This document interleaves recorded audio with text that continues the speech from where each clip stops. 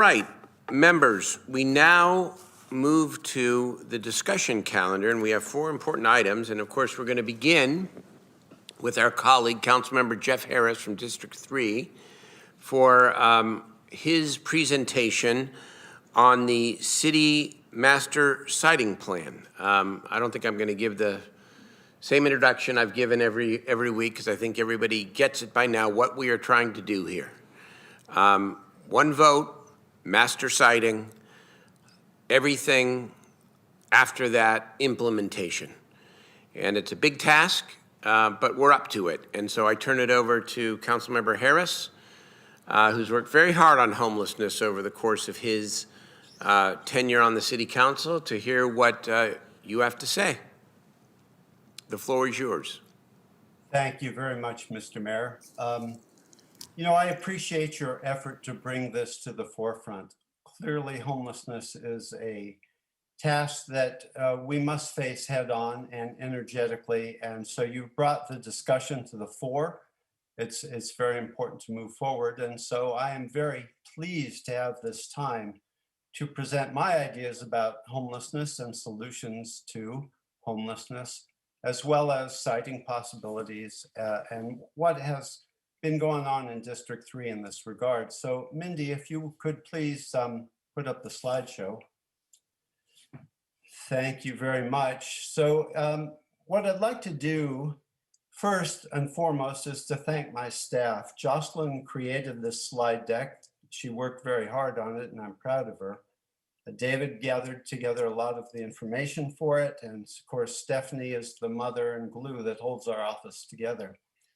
I want to talk about the existing conditions in District 3 around homelessness, our previous efforts to address homelessness, current projects, and then of course close with proposed solutions, shelter sites, safe ground options. And I'd like to start by saying, where is a very fundamental question. Where to put up homeless programs, you have to have space to do it. But of course, as important are what, how, and when to achieve these programs. And I hope to shed some light on some of those issues. Next slide, please, Mindy. Thank you. As other members have done, I just wanted to point out the demographics of District 3. A lot of people don't realize even that District 3 spans both sides of the American River. So I have East Sacramento, Sac State on the south side, and on the north side, an awful lot like Cal Expo, the River District, the rail yards. Actually, they're on the south side. And then across the river, we have Natomas, South Natomas, Northgate, and Gardenlands, River Gardens. It's a very diverse district. If you look at this map, you can see District 3 superimposed upon it. Clearly, the minority percentage in East Sacramento is less than a third, but in the River District and the rail yards, the rest of the district, the minority percentage is much higher. We have a very strong Latino population in Northgate. And I would have to say that in Gardenland, it's one of the most diverse areas in the entire city. There is one apartment complex where I've heard 9 separate languages spoken. It's really a melting pot, to be sure. Additionally, as far as income, we have some of the wealthiest and some of the most income challenged people in the entire city. Next slide, please, Mindy.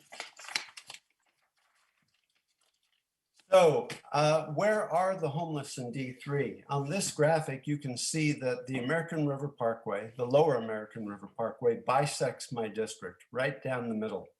About 3+ miles of the American River flows through my district. And of course, that presents lots of camping opportunities for homeless individuals. I have participated in the last 3 point-in-time counts, and one thing that doesn't happen is counting on the parkway. The point-in-time count is held at night, and of course it would be challenging and somewhat dangerous to get out on the parkway to count homeless individuals under those conditions. So in honesty, we don't have a clear number of how many people are camping on the American River Parkway, but it is a very substantial number. as evidenced by Northgate and 160, where it is pretty obvious in plain sight. We have an awful lot of the unhoused population in District 3 as a result of the American River Parkway.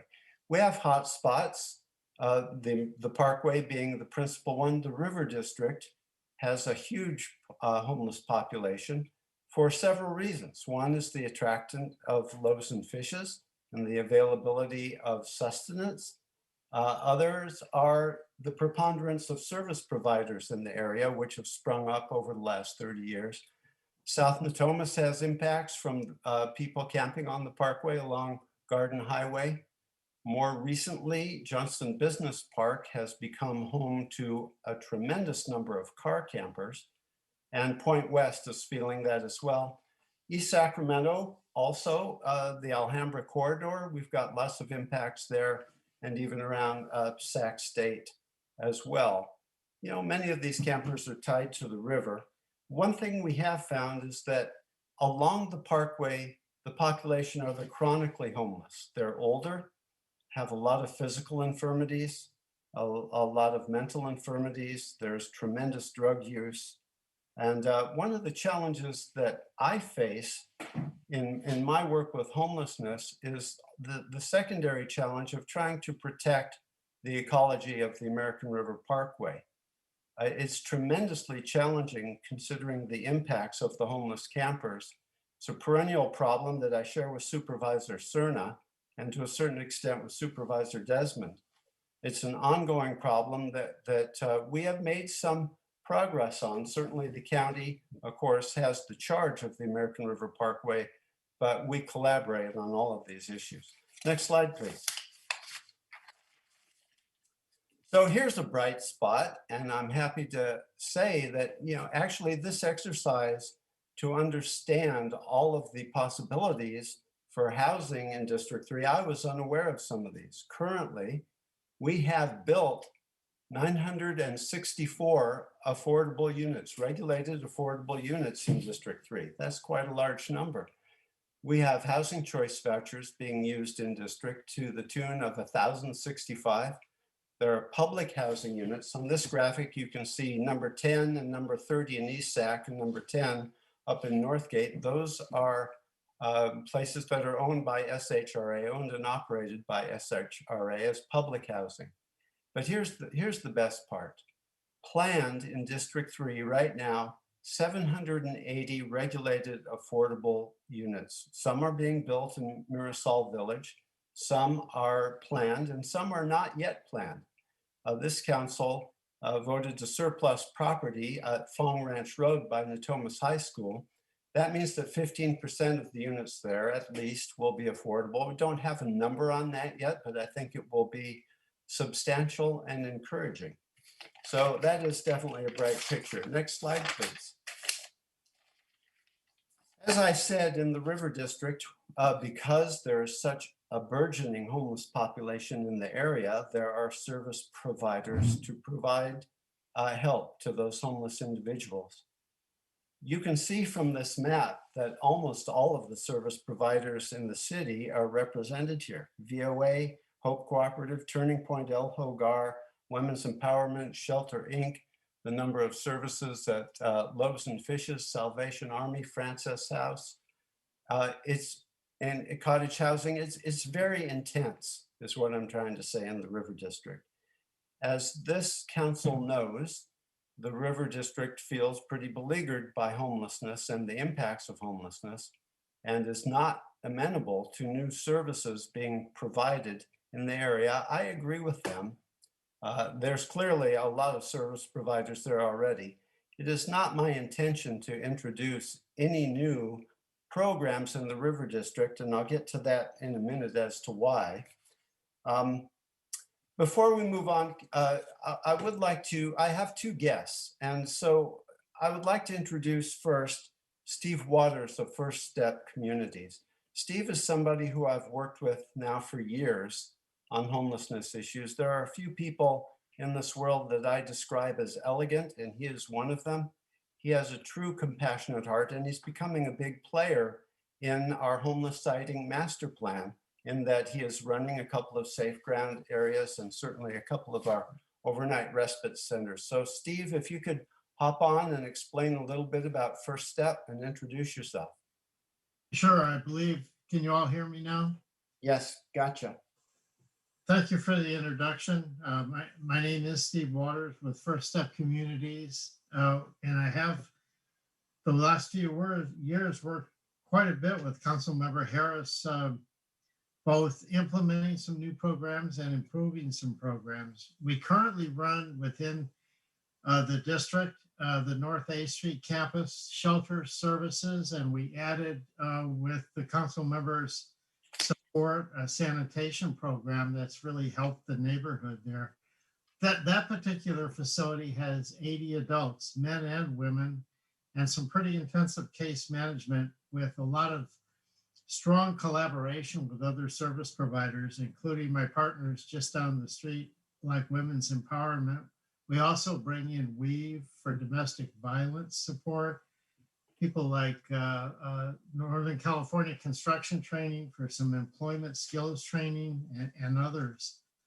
I know my time is very limited. I look forward to continuing to help any way I can as this project towards the master plan goes forward. And as we can expand what we do as COVID lifts and we get into a post-COVID period.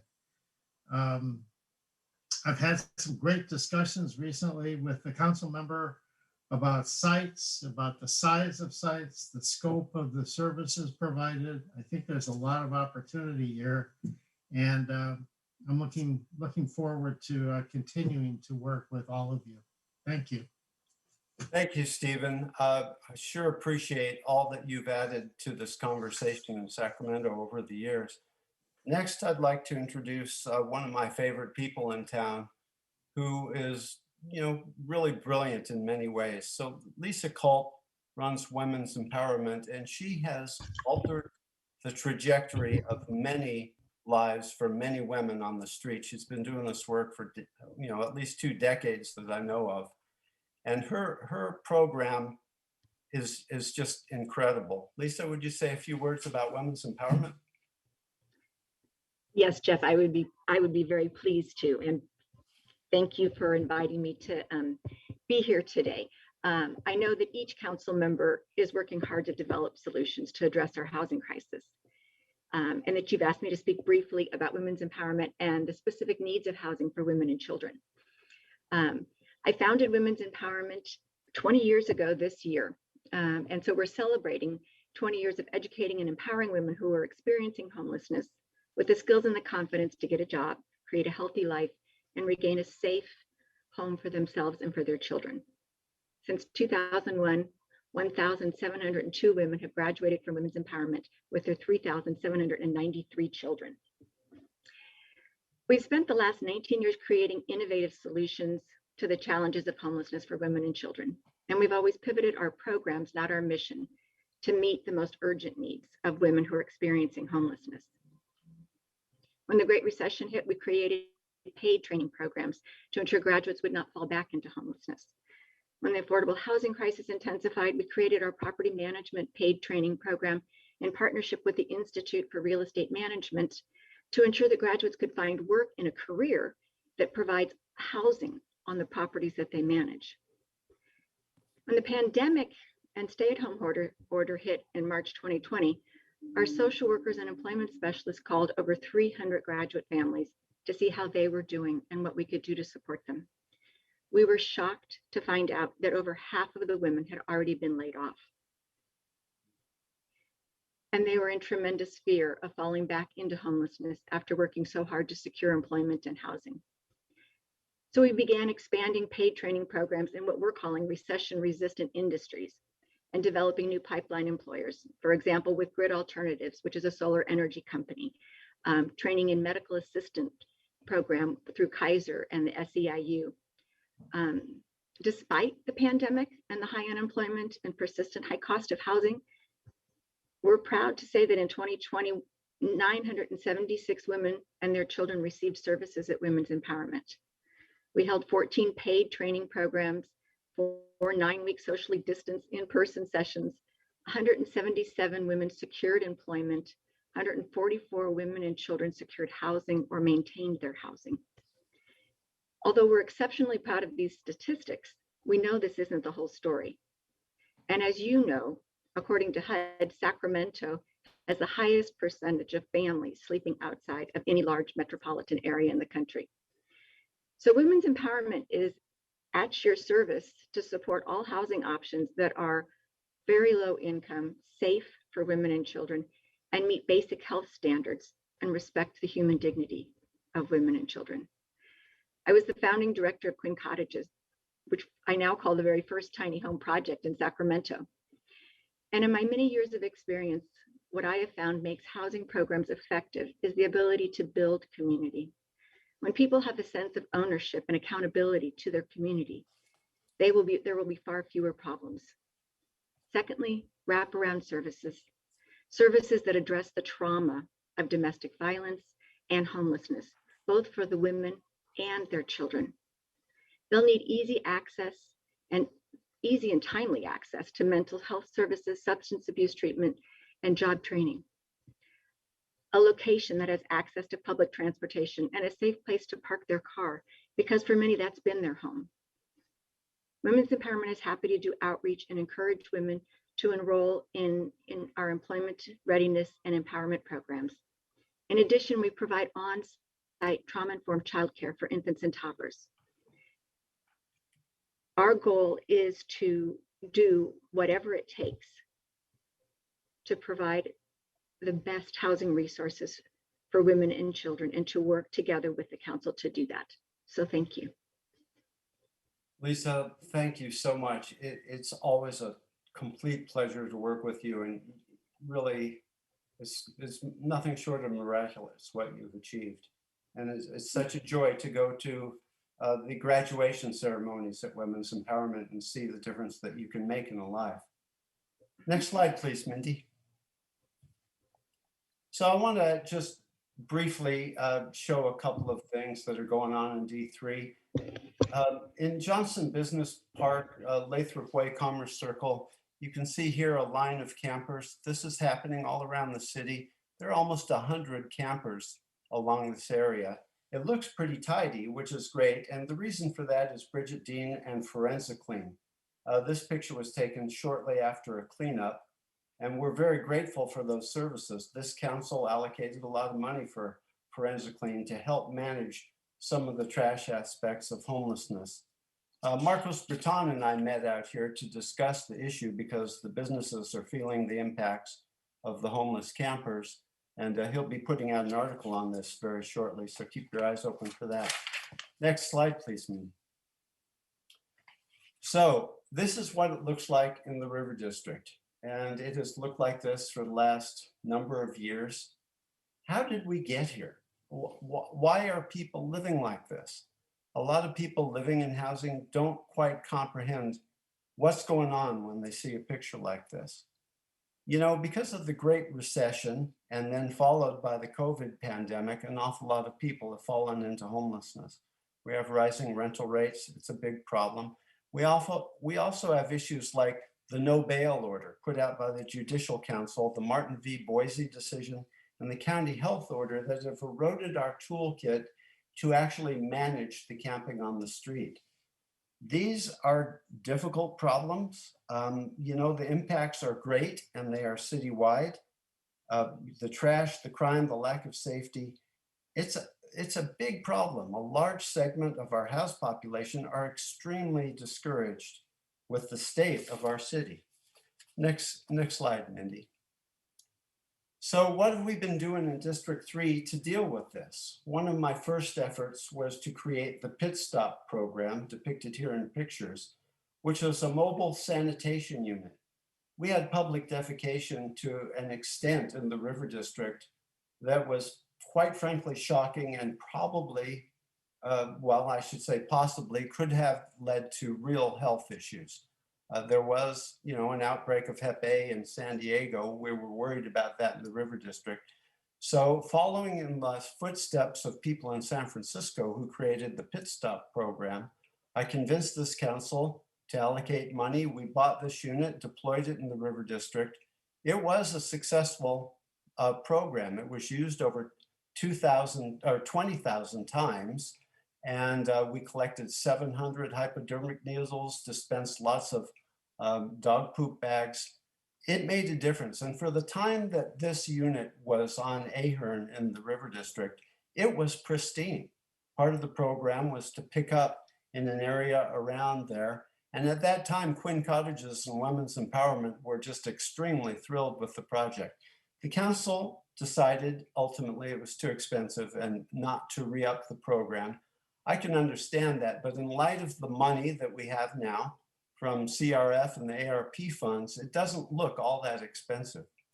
Next is Joshua's house. And I'm going to talk about this one a little bit more, but Joshua's house is a homeless hospice for people who are at the end of their life, who are unhoused. We know that people die from terminal illnesses out in the bush, and it's a horrible way to spend the end of your life. Marlene von Friedrichs Fitzwater came forward with a program that I think is stunning. We'll talk about that later. I brought forth Micropad Housing, which is stackable modulars that we could lease and a place to put them, although not in my district. Because I sit on the RT board, I was able to surplus the property on Evergreen that was the old lumberjack warehouse. It is still an excellent possibility for housing, for permanent supportive or transitional housing. And I hope that the council member in that district will be more amenable to such a project than the previous council member was. Next, well, let's just move on to the next slide, and I'll keep moving here. Mindy, next slide. So this is a project that we did effect. It was the first triage shelter in Sacramento on Railroad Drive. I found this site after asking for 2 years. I finally got to a yes. I brought in Northern California construction training, which were mostly formerly homeless people, to get job training on site. We erected a lot of partitions. We worked with VOA. This was a real learning experience for the city of Sacramento. It was the first time that we had ever tried a low barrier triage center. It had 200 beds, and the outcomes were very substantial. So in the end, we served 629 individuals. 40% of them achieved housing in the end, 25% permanent housing, and then lesser percentages, temporary housing, transitional, and other homeless service. We learned a lot at the shelter, and I certainly learned a lot. I learned how incredible Volunteers of America are. And I want to thank Leo McFarland, Christy Holderegger, Sherman Haggerty, Amani Sawiris Rapaski, and Anna Darvins for their intense effort on this shelter. We had good outcomes. It was in place for about 16 months, and we housed about 264 people. It was amazing, but we did some things not that well. We actually did do well for North Sacramento, in my opinion. The crime stats in the area were lowered because we had more police presence. We put a lot of cleaning efforts into the neighborhood, and we did well by North Sacramento, but I would say that we fell short right immediately adjacent to the shelter on Railroad Avenue. We needed more intense management locally. And so moving on, Mindy, one other thing I want to say here. Speaking to the people who came into the shelter, everybody had a story to tell, and every single story involved a deep trauma in their life. You know, Councilmember Valenzuela mentioned trauma-informed care in her presentation, and I have to say that that is exactly spot on. In dealing with the homeless population, they fell into homelessness usually because of a series of bad decisions or bad victimizations. But their trauma was a part of everybody's story, and that certainly informs us about how to move forward. Of this population, we found that about 70% of the population suffered from mental infirmities and addiction, substance use disorder, or both combined. That's a big percentage, and that certainly informs how we move forward. Next slide, Mindy. I next pivoted to try to find more shelter beds. And so I asked SHRA to give me an inventory of all the underperforming motels in District 3, hoping that we could buy one and turn it into transitional housing in an area that was already beleaguered with homelessness. She came back not only with an inventory for District 3, but for the whole city, which has turned out to be a very valuable exercise. So I tried to put together a program to buy Motel 6 on Alhambra. It moved along pretty far down the road with Mercy Housing. In the end, it turns out that the complex lease agreements on this property were not something that we could solve. But we looked at the Motel 6, Hawthorne Suites, Roy and Econo Lodge, and Capitol Park, which is in D4, which ended up being the next triage shelter that came about in the city inventory. So it was a great exercise. And then, of course, moving on to Project Room Key, all of that work came to fruition. Next slide, please, Minnie. This was a potential program that I built with Stephen Waters. First Step Communities had this original idea. And we have this property at Northgate and Patio that's owned by the city. And I thought this was a great fit to serve women and children who are unhoused, who could go to the school across the street, Garden Valley Elementary. We worked with the administration there, and they seemed quite amenable to the project if we met certain circumstances, which we were agreeing to do. So I brought this project out to the community for my first unveiling. To my surprise, there was an actual demonstration against it.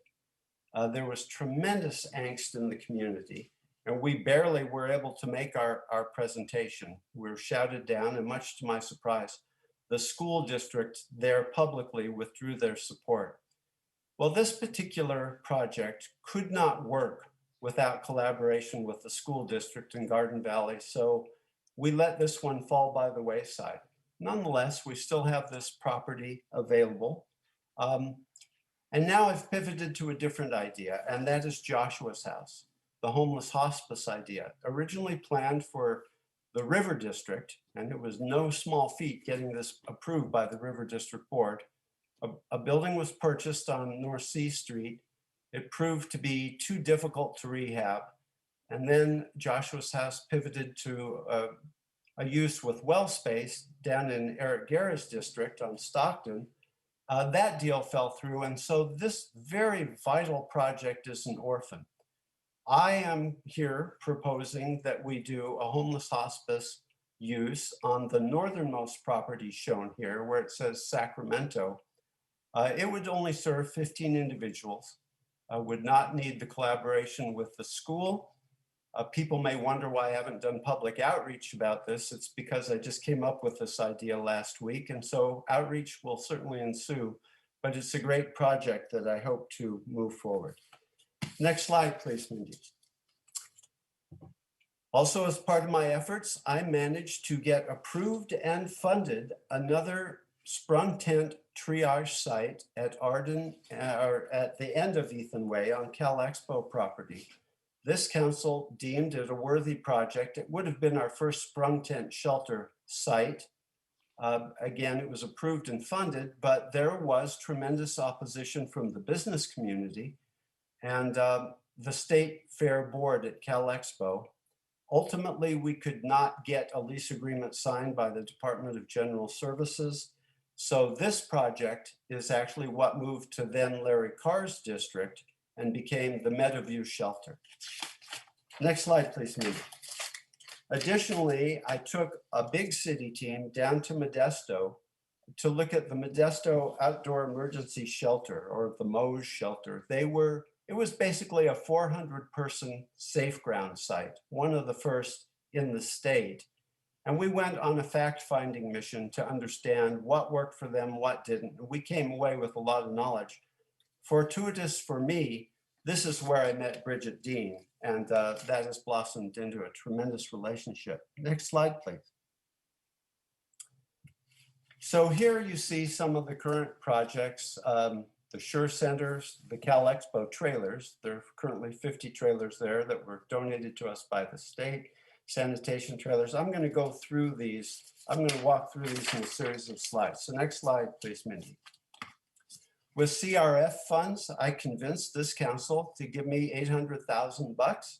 Working with SHRA, we have purchased 14 sanitation trailers. Now, what you see before you here are solar powered. They're not porta potties. They are flush toilets with lavatories, and we have trucks to tow them as well. So we got 8 of these trailers, an ADA restroom trailer, 3 shower trailers, and 2 combo ADA restroom shower trailers. So what are these for?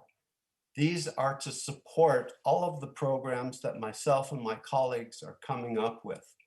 I felt that we had to have the equipment to make Safe Ground work. And I can tell you that at Railroad, we spent over $311,000 renting portable sanitation units. Well, now we own them thanks to the CRF funds, and these can be deployed at Bridget Dean's will wherever they are needed for Safe Ground in any district. And I think that this is a very positive movement. Next slide, please.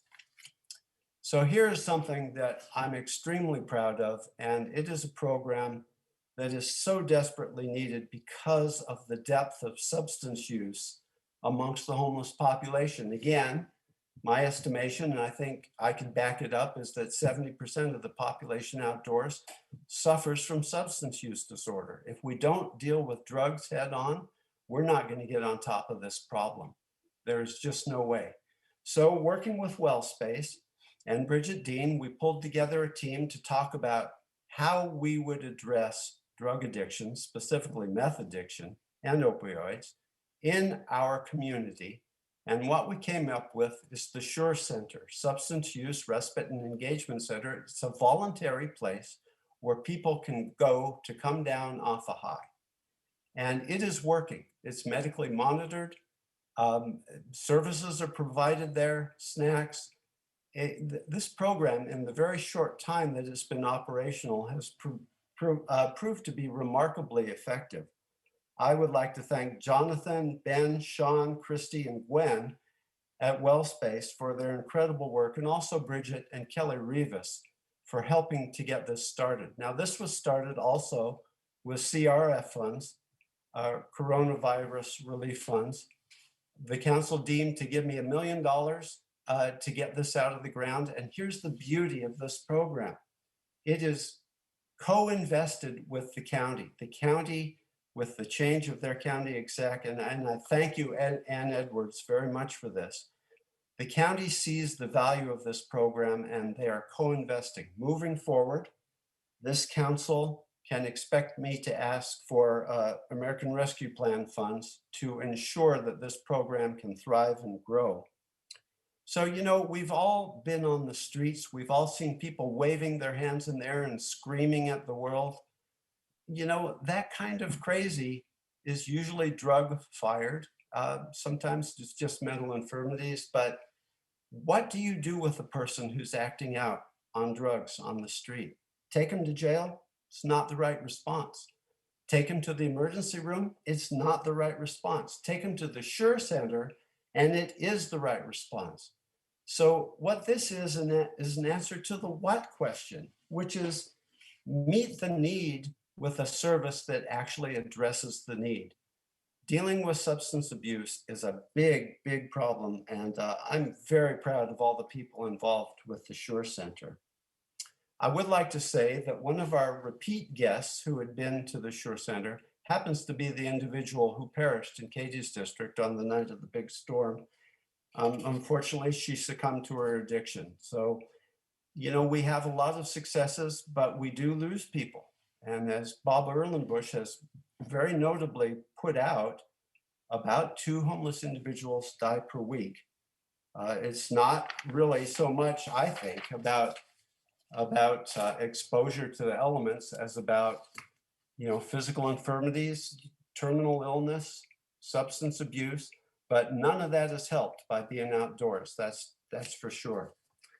Okay, the next slide, please. So our proposed options. What can District 3 do to add to the mix? Well, we can expand capacity at the North Fifth shelter that is currently run by Shelter Inc. There are potentially another 104 to 120 beds that we can put in play there. There is a public agency-owned lot at Rosin Court at the north of Northgate that is actually an ideal spot to do tent or car camping safe ground. I would like to point out to all my constituents that, as noted before, my district is bisected by the river. I am not looking to move homeless individuals from the south to the north or the north to the south. If I put into place a safe ground, it would be to alleviate the impacts of homelessness and to serve the homeless population in that immediate area. I believe firmly in that, people are largely wary of any kind of homeless program near them. This one is relatively isolated, certainly very isolated from homes. And I think it's a great site. Bridget has confirmed that it's a good one. We looked at everything in our district. We looked at SMUD, we asked at CSUS, the Mayflower site on Alhambra. There is a potential spot on Lynette, but I have not managed to reach the owner of that privately owned property. The New York Bagel Boys on Folsom Boulevard, also held privately. Thus far, the responses have been negative, but we will keep looking. Anyway, next slide, please. So this is the big deal for me. All roads lead to Mecca, and my Mecca is Cal Expo. And I said this at all of our community outreach meetings.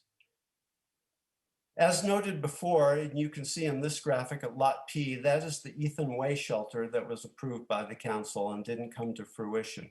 Lot Z is a tremendous opportunity site, as well as Lot A and areas around Lot A. So is this a pipe dream?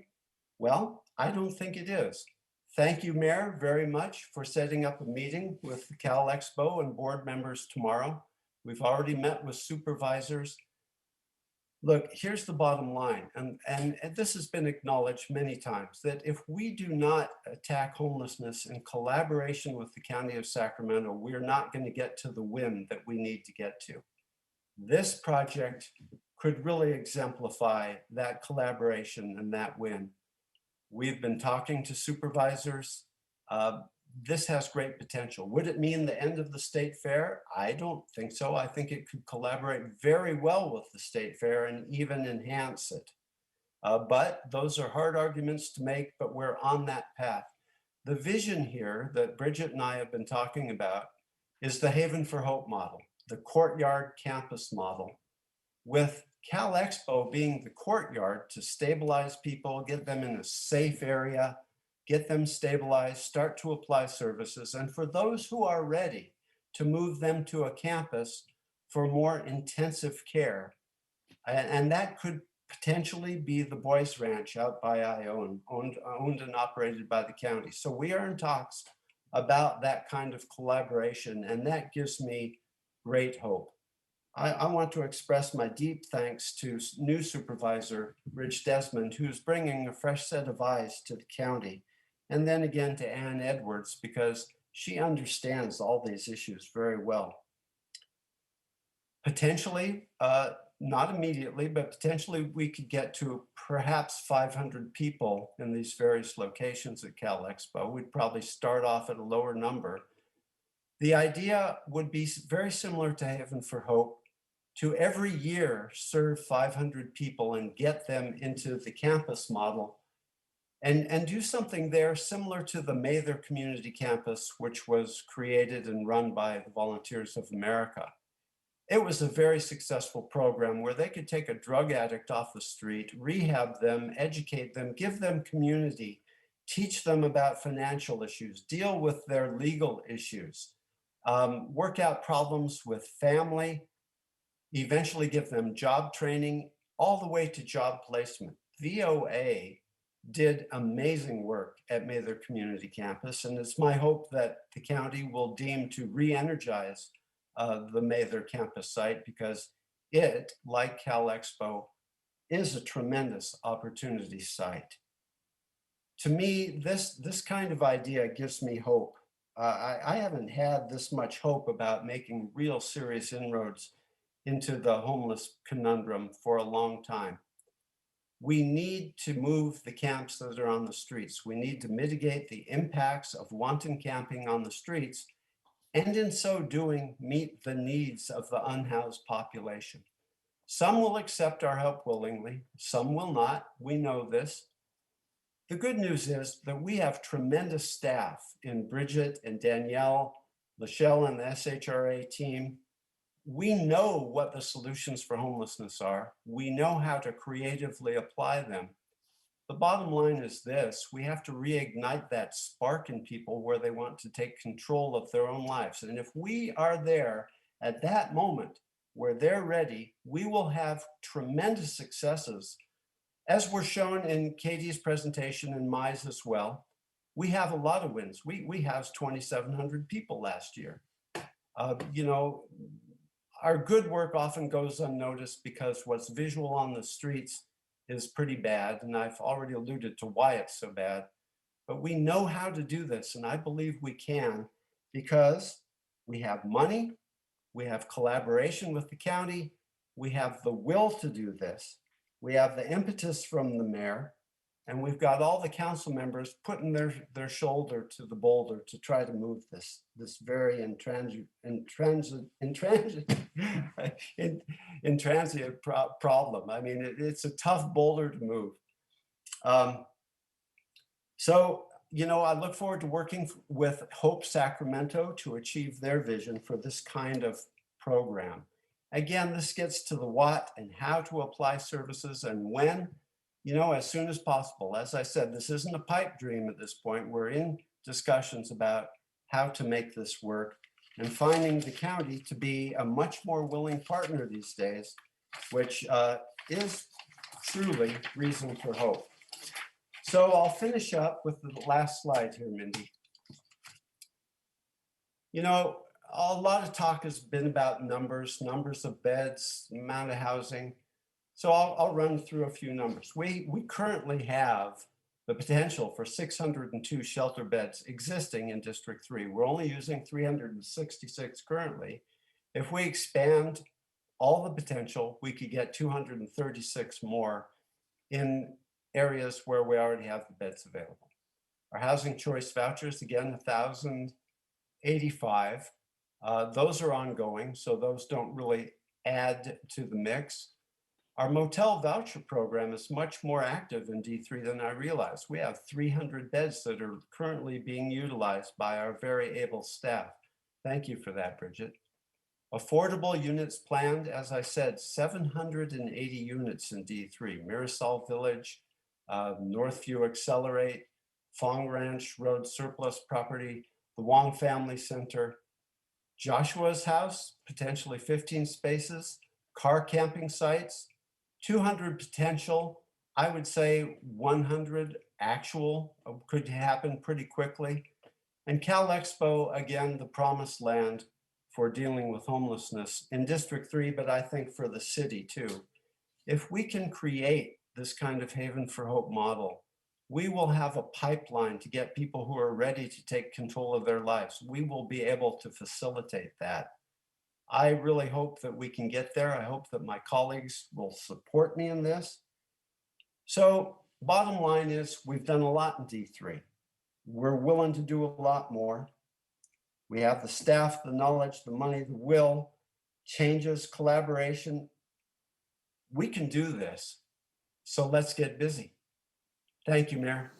Thank you very much, Councilman Harris. Very comprehensive presentation. We appreciate it very much.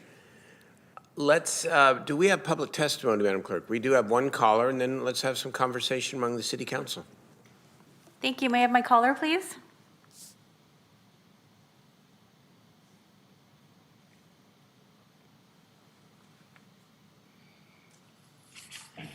Welcome to the meeting. You have 2 minutes to address the council. Thank you. One, I appreciate how difficult my name is Stephanie. I'm from District 3. I appreciate everybody's time in trying to resolve this issue. I have seen it grow in the 20 years I've been here. My questions revolve around, thank you for the presentation. Thank you for acknowledging that drugs are a part of this.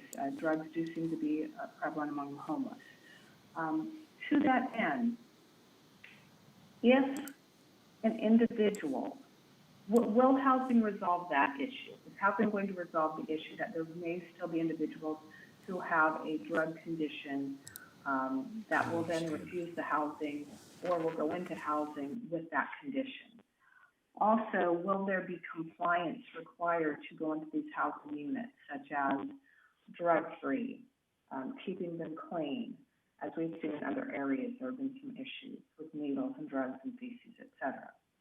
And if there is not any compliance requirements, is there a plan in place to regularly clean those facilities? Also, if there is no requirement that individuals do accept the housing, and the housing is available to them per the Ninth Circuit Court ruling, would that mean that the city of Sacramento could enforce the camping ordinance violation because the housing was available, but it was declined? And then finally, I have seen and heard that in other areas where more money is spent and more services are available, word does get out and more individuals then come to that area. I'm not trying to be insensitive, but it's happened on my street when we ask people where they're coming from. As we continue to spend and provide these resources, is there a plan in place to see if we can contain that to individuals who are local to our area?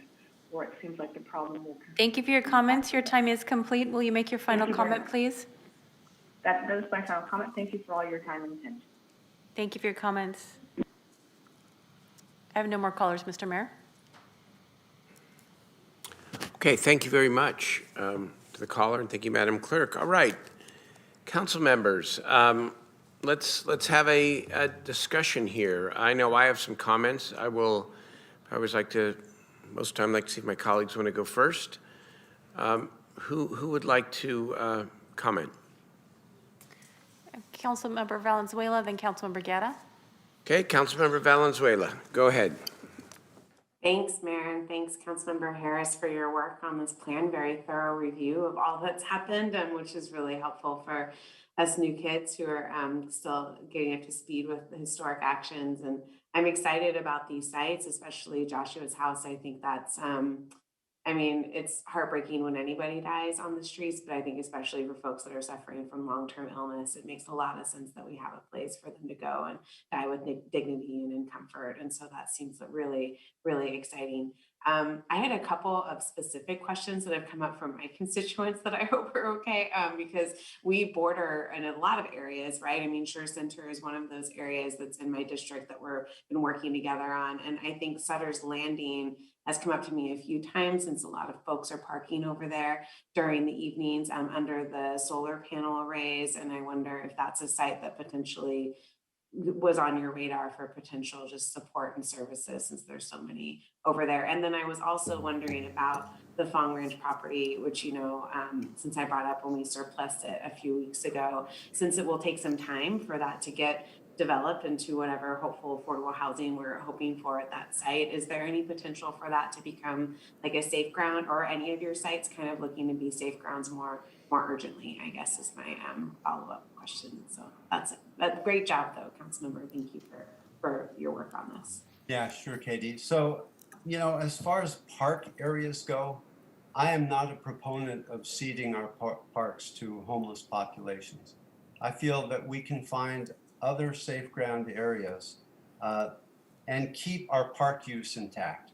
That's my feeling. I would say this, you know, that much of the open space in Sutter's Landing Park is, of course, off-gassing because it's a former landfill and would not be suitable for camping habitation. I would prefer not to do car camping in Sutter's Landing Park. I just don't think it's an appropriate use. As far as Fong Ranch goes, yes, we could definitely consider that. It does have access issues, and you know, it's unimproved. So it has limited use, but I will consult with Bridget Dean about that. You know, Katie, from my point of view, a lot of those decisions about the practicality of where and how to do safe ground should be staff driven. We can certainly provide the possibilities, but you know, the people who are going to have to run the programs should have a very strong voice in what we try to implement. Like I said, assuming we can get Cal Expo in play, that's a lot of spaces, and that would take a lot of pressure off, you know, and it would be a citywide program. It would be a pretty darn energetic thing. You know, overall, if you add up the numbers of what I presented, they're very substantial indeed in terms of housing possibilities, as well as shelter possibilities, transitional possibilities, and I think more permanent outcomes. So those are the issues, you know, that I see in my district, and I think that we can implement most of them. You know, it's easy to point to possibilities, but I wanted to keep it to areas that we could actually implement and get immediate impact. Obviously, Cal Expo is going to be a bit of a lift, but I believe we can get there, and hopefully not too far in the future. So if that happens, then we're going to be all hands on deck out there. I appreciate that, Councilmember Harris. And I think, yeah, to the point that Bridget identifies additional safe ground sites, I mean, you know, my interest in just trying to move people somewhere quickly, since we've got some really emergent situations, as you know well, in your district, and would love to help out with that however we can if Bridget comes across a site that she thinks is a good potential in your district, and just want to offer that. Thanks. Katie, you know, we worked together on the 29th Street issue. I wanted to get people into a safe condition as quickly as possible as well. You know, again, you know, I've got this big problem on Commerce Circle, and it's becoming a very big problem. I would like to move that particular encampment to Cal Expo with great expeditiousness quickly. You know, like every council member, I have urgent needs, and again, it's twofold. You know, it's about meeting the needs of the homeless, but also meeting the needs of the housed. You know, but we have to move forward on these things with intent. You know, there were unintended consequences to the overnight respite shelter. You know, some people got infected with COVID, and then we had the fire at the City Hall garage. I don't want to move too quickly and have unintended consequences. I want to do this with our staff, well thought out programs with the right providers, and get it right the first time. I think that you've done that with your safe ground at you know, Miller Park and at 6 and W, and that's the way I would like to proceed. Yeah, and that's really how our office solved that 29th Street encampment problem, right? Working with Bridget and with service providers to do outreach and to have a place for folks to go. Because that's the thing, is you can't just say you can't be here. As you know, you've got to have a spot for folks to go that's going to meet their needs. And that took a ton of work. And Bridget and her team did a Herculean effort to work with those residents of that encampment with our office to make sure that those folks had a place to go when they needed to move to accommodate the improvements needed at that site. But I do think, yeah, it's a balance, right? Like, we want the long-term stuff to stick. And I think the urgency for me, some of the emails I've been answering just today from folks that are like, just get these camps out of here, right? Is what folks want, just get the camps out of here. And I say, well, you can't, if you just tell someone to move, they're just going to move into another business district, right? Or to another neighborhood, because they're people and they don't go away. And so I think to the degree to which we can work with Bridget to identify those safe ground sites so that we can build on the model that we really created in the work in District 4. I would love to partner with you on that. So thank you, Councilmember. You know, one last comment, Katie. As we develop more of these spaces, as you call them, and possibilities, we really need to test the Martin v. Boise decision. You know, we need to say to campers that we have a space for you, and we really encourage you to take it because we're creating a pathway. But if you don't, you do have to move. You know, the impacts of homelessness cannot be ignored. And, you know, I think that we should move in that direction as quickly as possible. Because, look, we represent the whole city, not just the unhoused population, but the housed population as well. And we have to meet both of their needs. I think we can. Thank you. Councilmember Guerra. Thank you very much. First, thank you very much to your staff, Councilmember Harris, and to Lisa and Steve for their consistent and continued work. Great to see all of the successes coming out of those programs. And most recently, thank you to Steve Waters for helping us start up a warming center in South Sacramento. Councilmember Harris, I also would love to work with you on this. We share both sides. You share the western side of the American River, and I've got both sides of the American River on the eastern side of the city district. And my council district goes all the way to the county area where you can walk to Cal Expo as well on the northern part of the American River. So I think to your point that we have to be figuring out how we work together on these, because all of these issues impact our districts, and the political lines really don't matter much when it comes to addressing this issue.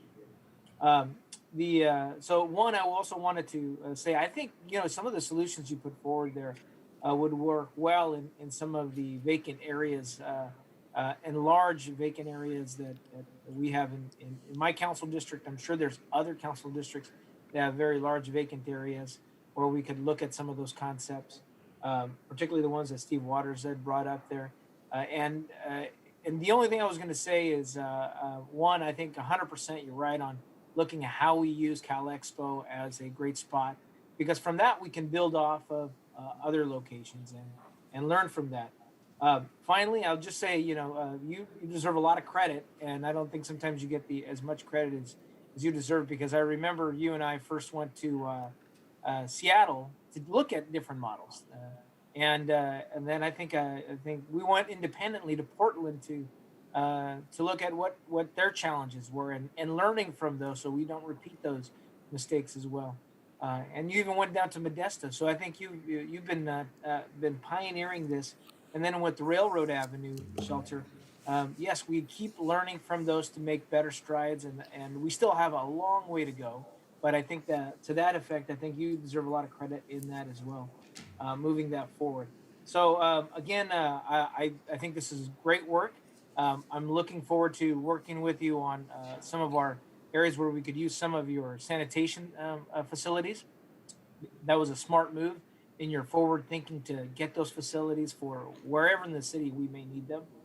And then finally, again, this is a good piece for you, Mr. Mayor, that I think the idea of a citywide master plan and piecing all of these together to create a coherent system that has different tools and resources, not just safe grounds, but master campus locations, all plugging together are good. And with that, I think it's great work, and look forward to working with you as your neighbor adjacent here on the American River.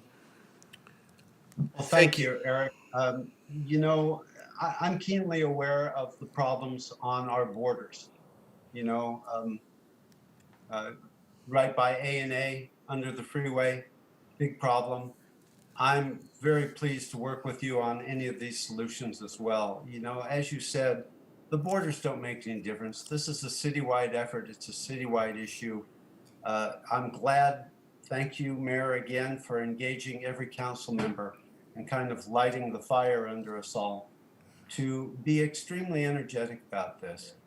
But, I am a firm believer that, yes, we can do emergent safe grounds, but if we don't have a place to graduate people to, or the services to actually meet their needs, it's temporary respite, and that has value, but not in the long haul. And I've been doing this long enough to really be thinking the long term and the really big successes like VOA had at Mather Community Campus.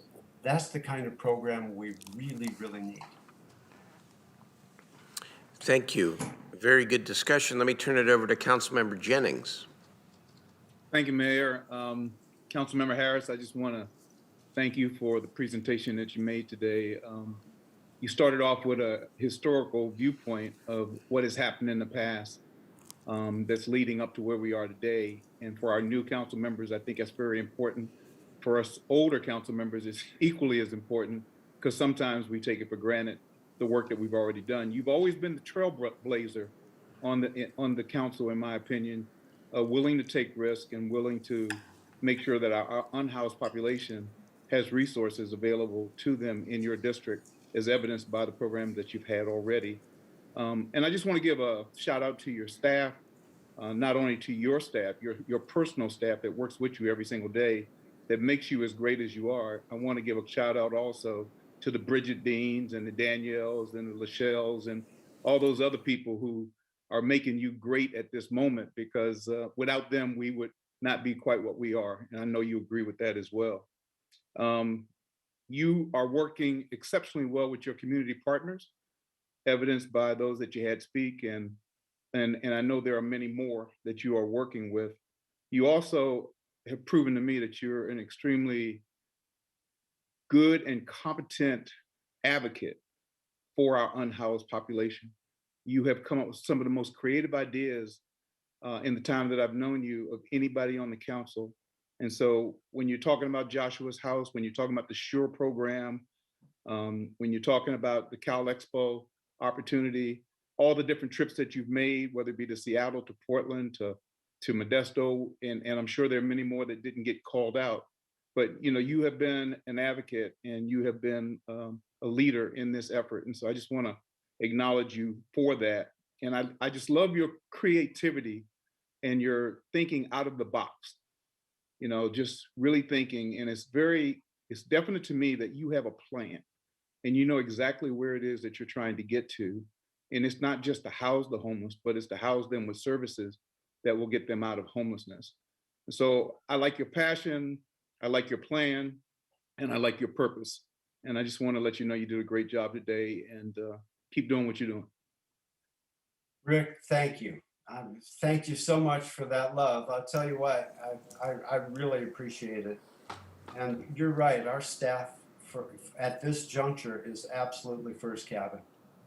That again is a real reason for hope. We're well poised to make real strides here.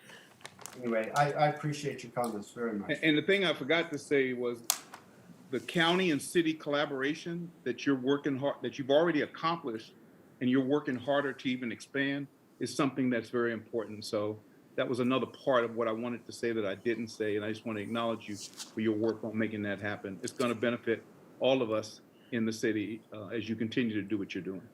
Thank you, Rick. Thank you. So a couple comments, and this is not a statement about anybody's chronological age, but what I like here, and it's sort of represented in the discussion here today, is that we do have members who, like Jeff Harris, who have been working very hard on this issue for a long time and always leaning in, right? And never kind of afraid of the inevitable struggle and backlash. But it's now combined with a lot of new energy. And I could say that of all the members that came back and now the new members. I think we now have a real winning combination combined with the circumstances that we face, the new resources that are coming. And yes, this idea of going at the siting question all at one time. And we cannot lose the moment.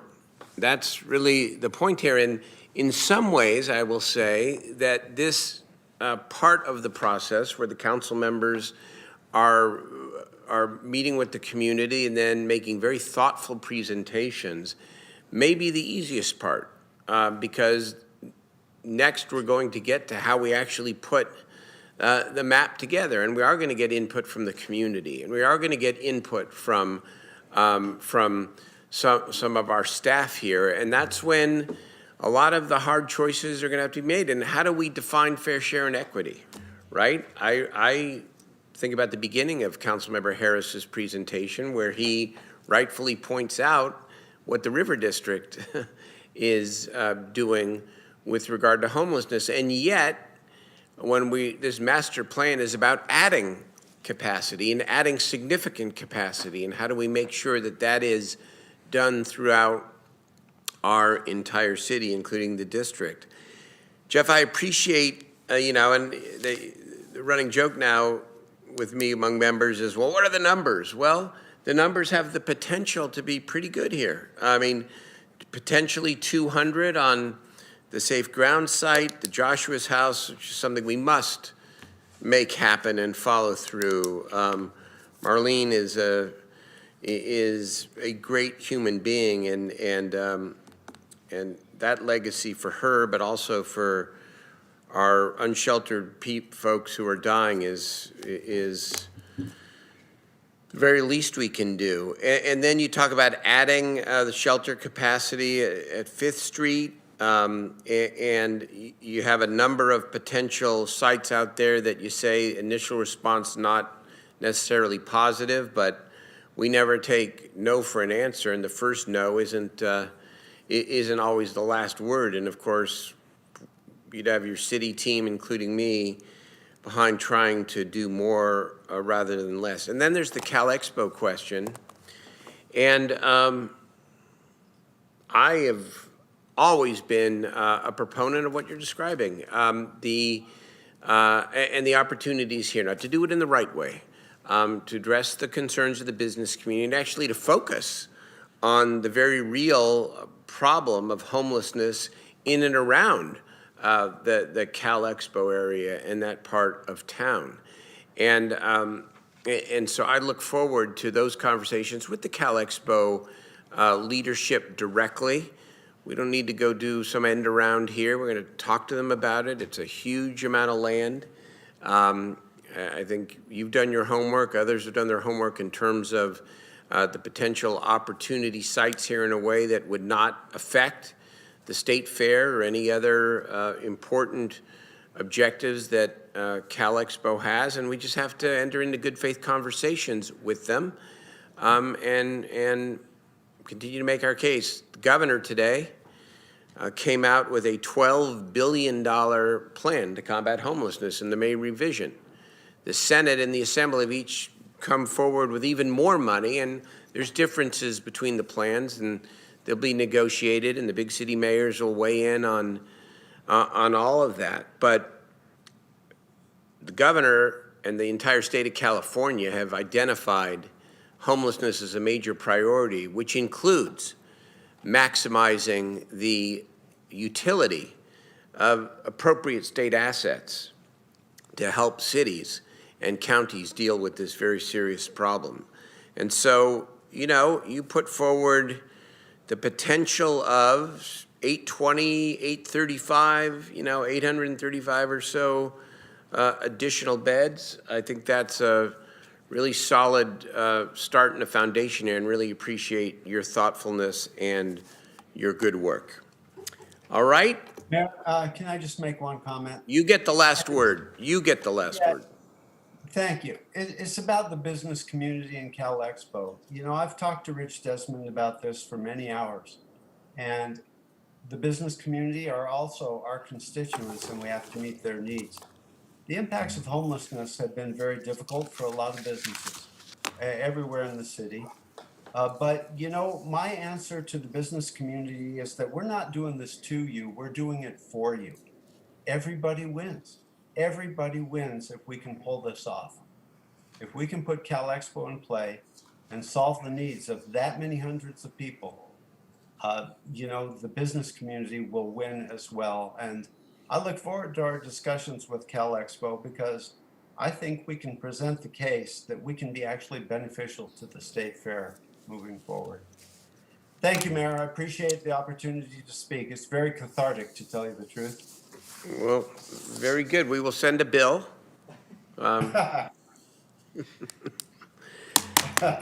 Excellent. Okay, we have a couple more of these presentations. And I say then, not that this hasn't been hard work, because it has been, but then I think we grapple with a lot of choices and a lot of opportunities. And the one thing we will not and cannot settle for is something other than maximizing capacity to help people from where they are at, unsheltered, unsafe, and unhealthy, into better living circumstances on the path towards ending their homelessness. That is going to continue to be the North Star. All right, let us move now to item 4. Is it item 4? 2. That's what I meant. Item 2, the settlement agreement Who is presenting on this one? Mayor, this is Leslie Walker. I am from the City Attorney's Office. Welcome. Thank you. So before you this afternoon is an agreement settling the lawsuit filed by SAC-IWD, or Sacramento Investment Without Displacement, against the UC Regents, challenging the UC Regents' approval of the Aggie Square project. And first, I want to give you a little context, and then we'll get into some of the terms of the actual settlement agreement. So UC Regents approved the Aggie Square project in November of 2020, and then Sacramento Investment Without Displacement filed a lawsuit challenging that approval the following month in December of 2020. Because the project is important to the city, over the last several months, the city has taken a number of actions to implement the project, including approving the initiating the formation of the Enhanced Infrastructure Financing District and approving the Community Benefit Partnership Agreement between the developer, the UC, and the city.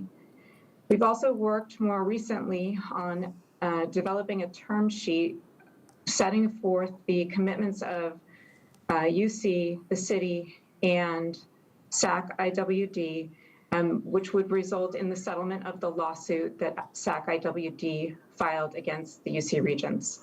And so before you this afternoon is an actual settlement agreement based on the terms that were identified in that approved term sheet.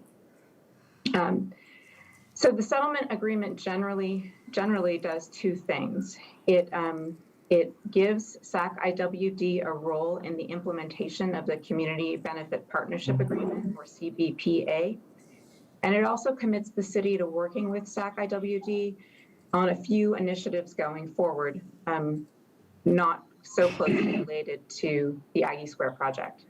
So very broadly, with respect to the Community Benefit Partnership Agreement, the city commits to three things: working with SAC-IWD and the community to address any deficiencies in the implementation of the Community Benefit Partnership Agreement.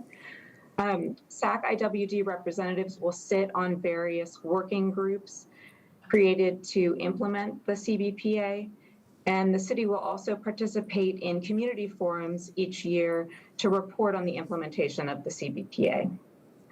With respect to future initiatives, the agreement commits the city and SAC-IWD to working together on three things. First, developing an ordinance requiring community benefit agreements for certain projects going forward. Developing a local business protection and development program, and also the formation of a second EIFD and identifying transportation priorities in the Stockton Boulevard area.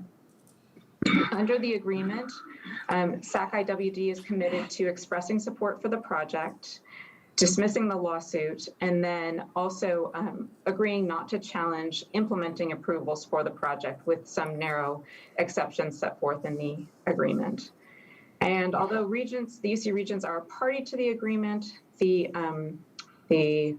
sort of only thing that they are required to do is to pay SAC-IWD's attorney's fees accumulated to date in the lawsuit.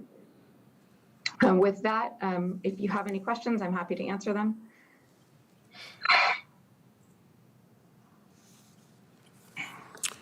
Okay.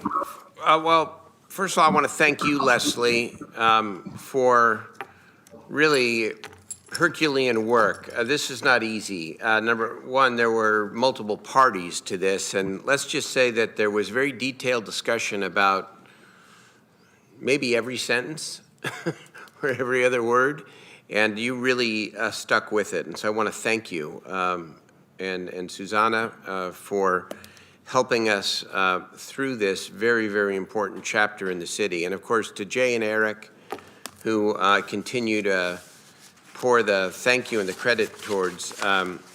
You both have been steadfast in leading and representing your districts and your communities, and the work product is shows here in terms of what it is we all achieved here together.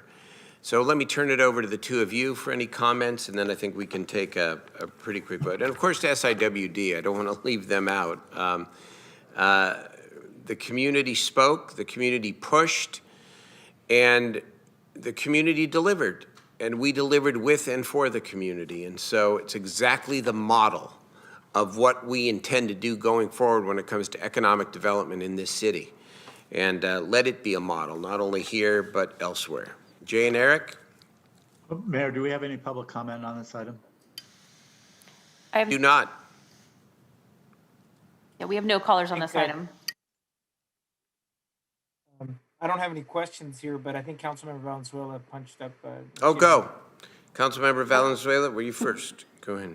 Thank you. I don't want to steal the thunder of my colleagues. I just had a quick question about the community benefits agreement ordinance listed in this and like what the timeline would look like for us to see that come back potentially for consideration. As soon as possible. I mean, I think we're going to get right to work on a citywide ordinance and put forward a draft in collaboration with SIWD and other community leaders as quickly as possible. I don't know an exact timeline, but it's going to follow up. Awesome. Thank you. Okay. Jay and Eric? I'll go really quickly. I mean, a lot of work went into this. We had a lot of discussion when we did the community benefits partnership agreement and the EIFD at council. I'll kind of leave it at that. This is a huge project, which will be a win-win from the neighborhood because of all the work that went into this, both from the city and its partners. The developer, Wexford, has been great on this, as has UC Davis. And to the members of SIWD, all of the individual organizations who do a great job representing their communities. So I'm excited that we're going to move forward on this. I know there's one more lawsuit out there that needs to get settled, but again, 5,000 construction jobs, 3,500 to 4,000 ongoing jobs, $50 million affordable housing fund that we hopefully we'll put $10 million into Mercy Housing Project on our next item here. And with that, I'd like to move approval of the item and thank Leslie Walker for all her work. Thank you. I'll second that, Mr. Mayor, and only to say that with the settlement agreement, which they've been working on until recently, the final details, has given us a roadmap to ensure that we have a consistent community outreach process and engagement, regardless of who's on the council. And we also know that the nonprofit organizations go through transitions too, but it creates a formalized process so that as they also make transitions, that the community consistently has a seat at the table and are engaged as well. And with that, I think it was a good step forward on how, as we look at further development in the area down Stockton Boulevard, it's all done from a community perspective. So glad to support it and second the item. Thank you. Thank you very much. Okay, let's call the roll on the item, please. Mayor Pro Tem Ashby? Yes. Councilmember Laloe? Aye. Councilmember Harris? Aye. Councilmember Valenzuela? Yes. Vice Mayor Chenier? Aye. Councilmember Guerra? Aye. Councilmember Jennings? Yes. Councilmember Vang? Yes. And Mayor Steinberg? Yes, 9-0. And Councilmember Vice Mayor Chenier is correct. There is one more lawsuit. Try to endeavor to settle that, and on we go. Excellent. Let's now move to the next item, please, which is the Stockton Boulevard Affordable Housing Development, which is related to the item we just passed. Go ahead, Ms. Dozier. Good afternoon, Council. We have before you consideration for a housing project that we're very excited about on Stockton Boulevard. Stockton Boulevard, we have a very long history. The agency has done work there for many, many years, starting back to really one of the first motel conversions. So it's very interesting now that the state has realized what the council did back in 2008, you know, moving forward and really looking at these motels and doing conversions. In addition to that, we also did work on Stockton Boulevard with one of the older motels there, the San Juan site, which is another opportunity site that we're continuing to collaborate and work with the county. Councilmember Guerra has done a lot of legislative work that's helped us with that particular site. But today we have consideration for 4995 Stockton Boulevard, and I have Christine Weichert here to give the presentation on that. Good afternoon, Christine Weichert with SHRA. The report before you recommends approval of a $15 million loan commitment to Mercy Housing California for construction of the 4995 Stockton Boulevard Affordable Housing Development. The multifamily workforce housing project will be located on a 7.8 acre site, and the 200 unit development includes 1, 2, and 3 bedroom units with affordability restrictions between 30 and 70% of area median income. The construction costs reflect the varied architectural design styles of a 4-story building with offices and community space on the ground floor, 9 3-story buildings, and 13 2-story buildings. The development also includes demolishing the 44,000 square foot building that was once the John's Furniture location. Given the former uses of a dry cleaner, gas station, and car wash on this site, approximately $2 million towards the environmental cleanup and demolition is reflected in the total development costs. Amenities include a community room, computer lab, parks, and 2 playgrounds. And Mercy Housing is not only the developer, but the property manager and resident service provider. The $15 million SHRA loan is comprised of $10 million from the city's newly created housing fund, which is comprised of city general funds and Measure U funds, $4 million of housing trust funds, and $1 million of mixed income housing funds. Other financing includes low-income housing tax credits, state tax credits, tax-exempt bonds, loans, deferred developer fee, general partnership fees, and fee waivers. Entitlements for this project are approved, and the project will be able to apply for tax credits by the end of May. And if approved, construction is anticipated to begin early next year. In closing, staff's recommending approval of the financing for 4995 Stockton, and staff's available to answer any questions you may have.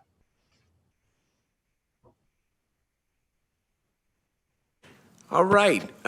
This is very exciting. I mean, this is the first project we are considering for funding under our general fund, Housing Trust Fund. Let me turn it over to Councilmember Guerra. Thank you very much, Mr. Mayor. I just want to say this is very exciting for a lot of the community who has lived around that vacant land and that empty building of the old John's Furniture. Many people remember in the community John's Furniture as a place where they would buy all of their stuff for their homes, and unfortunately that property's seen better days. It's become a strip mall. It was a strip mall that they demolished in an old car wash facility and a vacant building that caught fire at some point. The property was later littered with trash, and what's exciting to see now is that this is part of the resurgence of revitalizing a commercial corridor like Stockton Boulevard. The fact that this project can do over 200 units of affordable housing, and also a significant portion to extremely low income, which will allow those that are formerly unhoused to also go in there, given the fact that we have many people on Stockton Boulevard who need housing as well. So it's a great project because it also brings in a park near a community like Talek Village that doesn't have a park in there. So it's a great way to blend everyone there. The fact that our staff, thank you very much to all our staff for working on this quickly to try to meet this deadline to capture some of that state funding. This morning, we were joined by members of SWID about this commitment. It goes hand in hand with our commitment with the Aggie Square project and ensuring that we're delivering on the promise of building more housing in the area to address our workforce needs and our current needs too. So with that, Mr. Mayor, I'm excited to move this project. It's 220 plus units on Stockton Boulevard in a great leaded area. And it's a good example for us and other commercial corridors throughout our city and our region. With that, proud to move the project, and thank you to all our staff. I do have Councilmember Valenzuela and Vice Mayor Chenier up in the queue. Thanks, Mayor, and very exciting project. I think it's also doing some land rehab and some other things that are just good for communities. And so this is a really great project. And my question comes more to the broader affordable housing trust fund and how we're administering it. Because I recall getting a briefing from staff after that was approved in the mid-year about just guidelines and strategy and priorities for the funding, and just wondering where that's at. I'm not sure if Danielle or Lachelle or whoever would like to respond to that, but just curious what the sort of North Star is for spending. 31 million is not a ton of money in housing terms, as we can see by the fact that this one project is going to spend a good chunk of it. So I'm just curious if there's any update on those larger principles. Mayor, if I may. Yes, please. So given the deadline and the time frame to move forward very quickly, we were bringing Stockton Boulevard, this particular project forward, and then coming back to the council to having the bigger discussion about the housing fund to talk exactly about what you're referencing in terms of what are the other projects, what is the process that we'll go through to take a look at those. Okay, so that's coming up in the near future. Okay, awesome. Thank you, Michelle. I appreciate that. Oh, and I'm happy to second the item. Thanks. Good, thank you. Vice Mayor Chenier. Yeah, thank you, Mayor. I just want to say ditto to what Councilmember Guerra said. This very much is in step with the SIWD agreement that we just voted unanimously on. We talk a lot about trying to build trust in our communities. And I think this is a really important step coming so quickly after the agreements on Aggie Square, when we talked about putting together a $50 million housing fund, taking this step so soon to say, this is what we talked about, and knowing that displacement of individuals in the community is one of the main reasons that SIWD got involved, one of the main challenges that we will have, clearly. We are putting together funds for rental assistance, mortgage assistance, renovation assistance.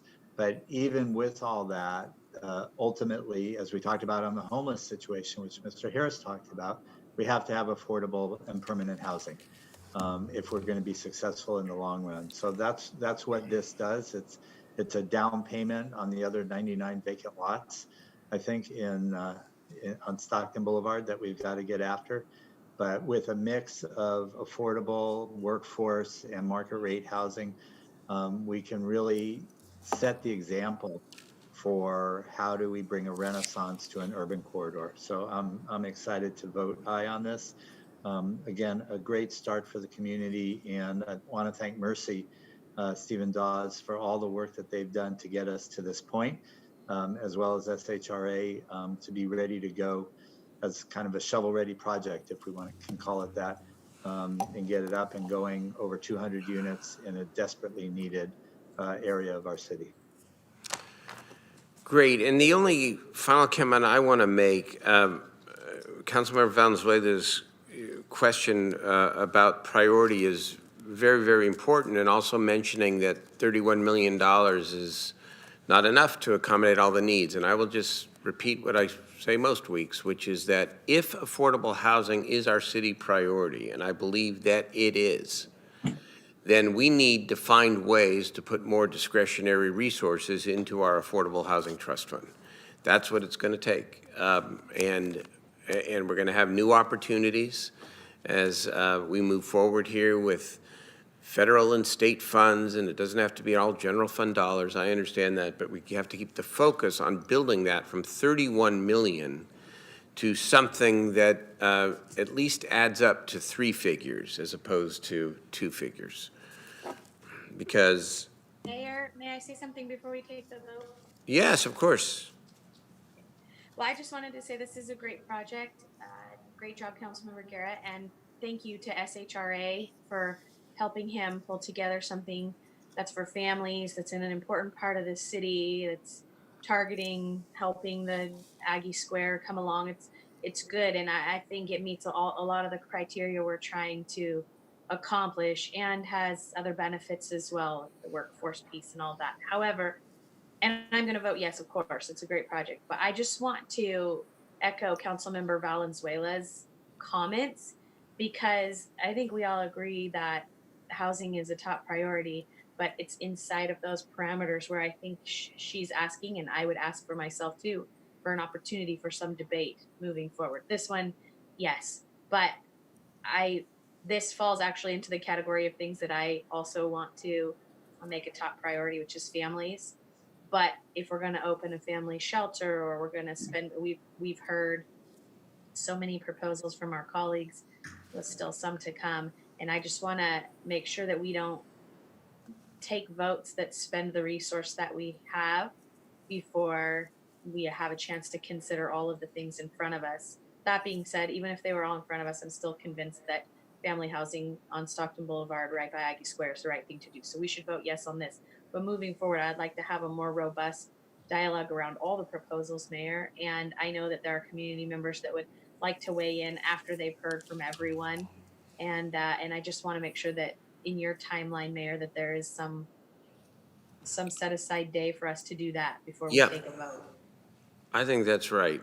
I do think that's right, although we just have to be nimble and flexible here, because some of these projects are driven by particular timelines and deadlines. And so that's kind of the trick here, is that we don't want to miss the window for something that might have a great chance of getting funded and built.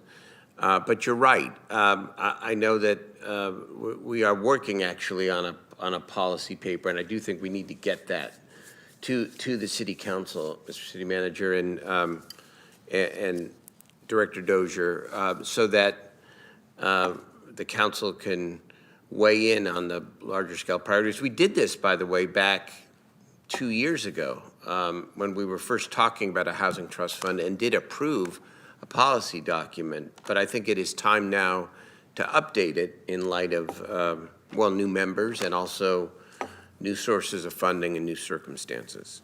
So we will do that. That's right. That's right, Mayor. Thank you. That's exactly what I'm asking for. This one's obviously a no-brainer, but I do think a policy statement from 2 years ago is probably far outdated, since there's 3 new members and Okay. all of that.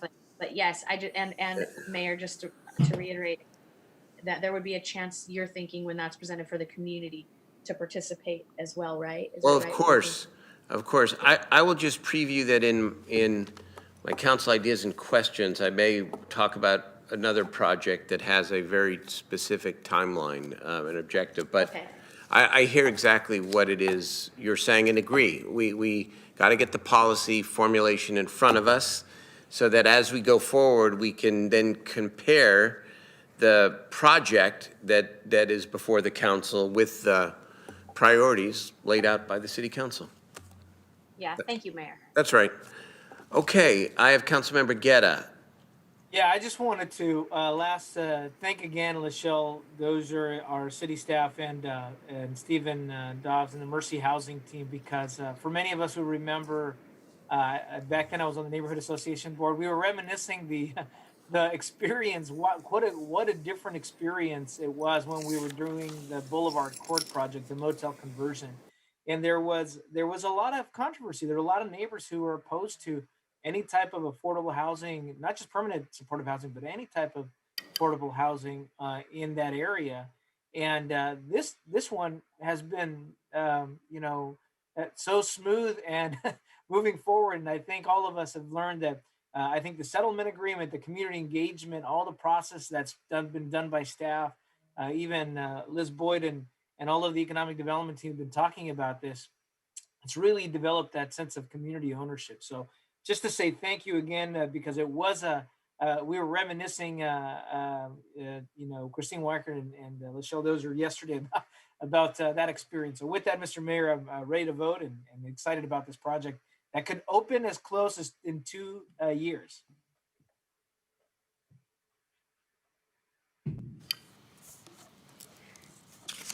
Thank you. Mayor Pro Tem Ashby, Yes.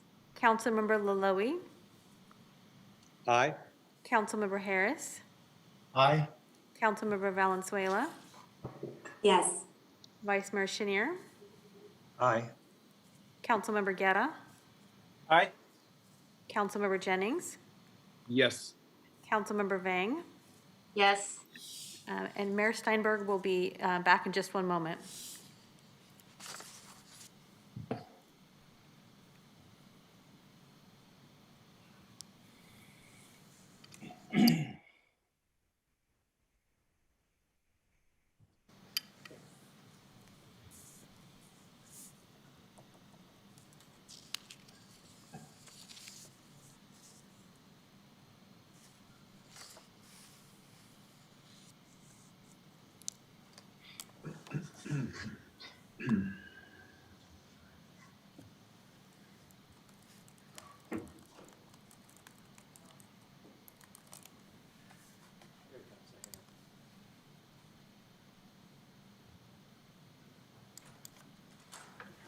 Aye. And the final vote, Mayor Steinberg? Aye. Thank you. Thank you. Sorry about that. Sorry for the delay. Okay. That passes 9-0. We now move to the final item of the day, which is the middle income housing proposal. Again, I would turn it over to Director Dozier. We have Christine Weicker, who is going to give the presentation on this opportunity that has been presented to the city of Sacramento to increase the amount of middle income housing. Good afternoon again. SHRA was directed to review a proposal for the joint powers agreement with California Municipal Finance Agency, or CMFA, to create a missing middle income housing program. This report provides an overview, an analysis of the program, and staff is looking for direction from the council on how to proceed. Moderate income housing programs have been developed and marketed by 3 entities: CMFA, California Community Housing Agency, and California Statewide Community Development Authority. The basic mechanisms for these programs involves the city becoming a non-voting member of a JPA. The JPA structure allows for the issuance of tax-exempt public purpose bonds. These bonds are used to purchase multifamily properties, and because they are government-owned, they are not subject to property taxes. This program is designed to serve households from 80% of area median income, or AMI, to 120% AMI. The affordability period is between 15 to 30 years based on when the property is sold. At year 15, the city has the right of first refusal to purchase the property for the amount of debt on it. If bondholders foreclose on the property, this right is lost. If the city decides to exercise the option does not decide to exercise the option to purchase by year 30, the JPA must sell the properties, pay off the existing debt, and distribute any net sales proceeds remaining to taxing entities. It should be noted that this is a new program. There is no government oversight, and without regulations, the amount or the mechanism of how the taxing entities will reimburse is unknown. CMFA was created in 2004 to promote economic development and community development throughout California. CMFA has proposed to form a JPA with the city of Sacramento to acquire 2 recently constructed buildings, H16, which is located at 731 16th Street, and Eleanor Apartments, which is located at 501 16th Street. Each building has 95 units consisting of studios, 1 and 2 bedroom units. The bonds issued by the JPA for the projects will be the sole responsibility of the borrower, and the city will have no financial or legal responsibility for the projects for repayment of the bonds.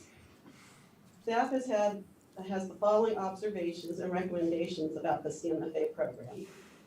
First, CMFA proposed to restrict units equally at the 80% AMI, 100% AMI, and 120% AMI income and rent levels. In other words, 33% at each level.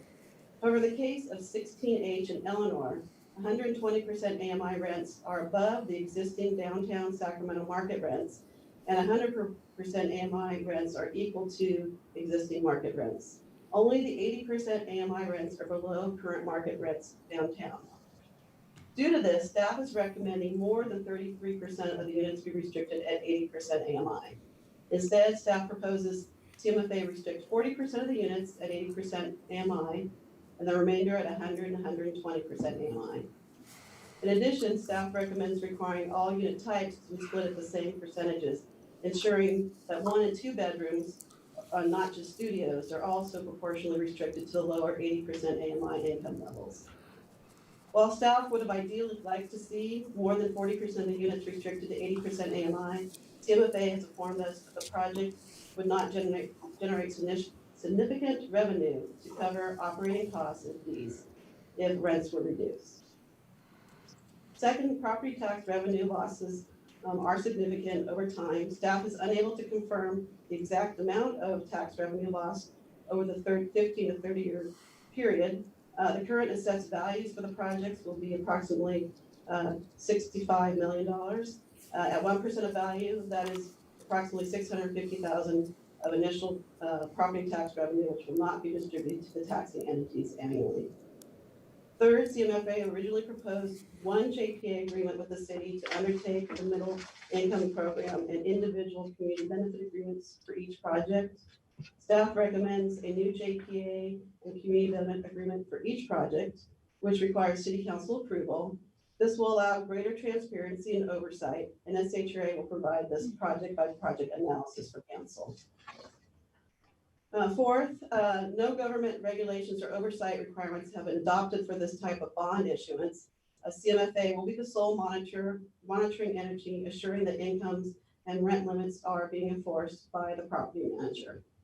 And finally, as the transaction fees and compensations are outlined in the report, including upfront and ongoing annual fees paid to the owner, project sponsor, and property management company.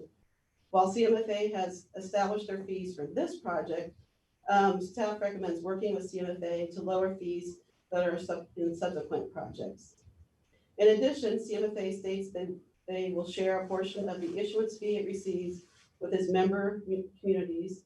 Staff recommends 25% of the issuance fee go to SHRA to cover the cost of analyzing the projects for City Council. Any issuance fees received by SHRA above the cost of staff time will be put into financing affordable housing. And CMFA further states they donated 25% of issuance fees to nonprofit, and staff recommends SHARP receive these fees. SHARP is a nonprofit corporation formed by the Housing Authority to pursue projects as a strategic response to reduction in federal funding reductions for public housing. I should note that during our conversations with CMFA, they appear to be willing to accept most, if not all, of these staff recommendations. That concludes my presentation, and staff is happy to answer any questions you may have, and we'd like to receive some direction.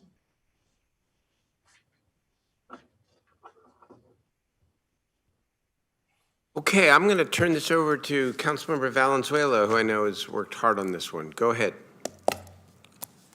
Thanks, Mayor, and really appreciated working with your office and with SHRA and CMFA on this. And I think before I give any comments, I'd love to turn it over. I see Ben Barker on the call to maybe respond to any of the staff points or questions or recommendations before we proceed any much.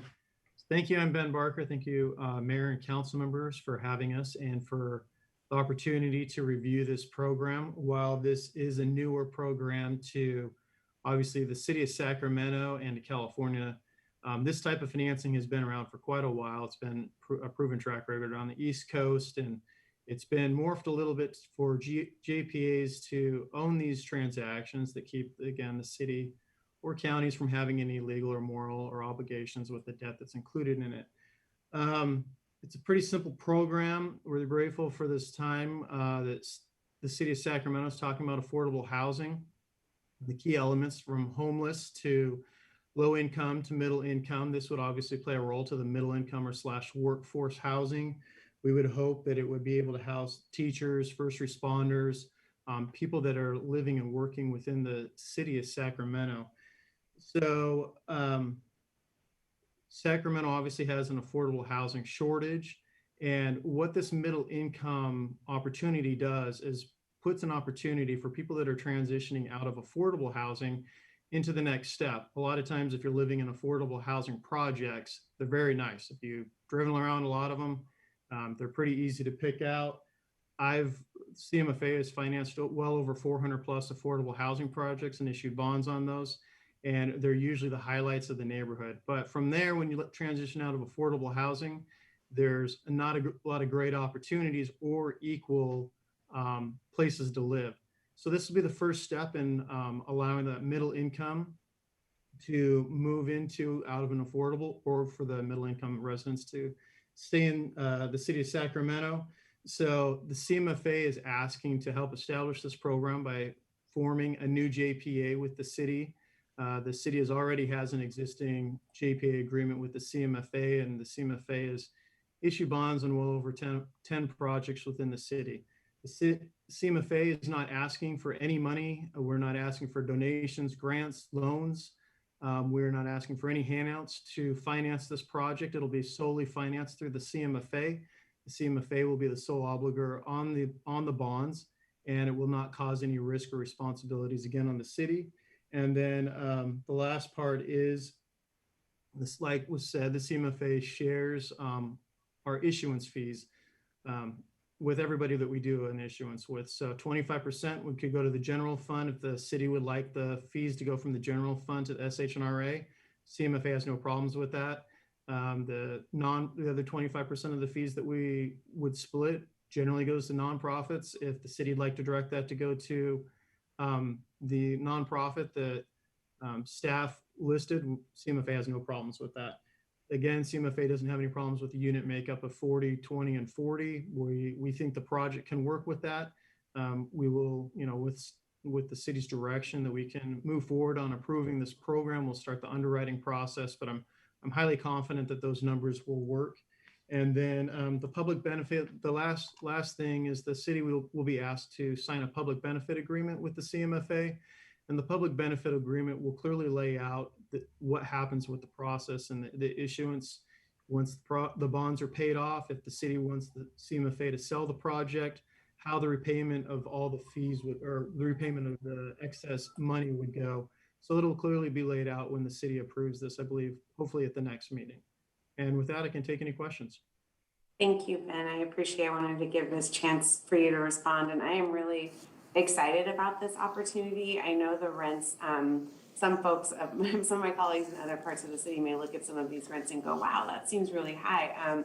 And I think if you are not a renter like myself and haven't glanced, I always glance because I'm curious. I see a fancy new project come up in the district and I'm like, oh, how much would it cost for me to move into that unit? And it's pretty incredible what rents are going for in our region right now. And so for this opportunity to come along and to say, hey, this is going to cost us nothing, and we're basically going to restrict these rents and keep it attainable for folks that are working in our city that we need, from the teachers, has been mentioned, to even the Capitol staff workers and other folks that really make our economy work in the central city. This is really exciting for me. And I really want to thank, again, the mayor's office, because they did a lot of due diligence on this as well, and SKK Development, who brought this to us, because it is an exciting opportunity to try something new. And if it works, hopefully it leads to a lot more opportunities in the future. So with that, I would like to move that we, and I'm not sure how to phrase this, so maybe, or if this is what I would need to phrase. So maybe, I don't know, the city attorney, if you'd like to,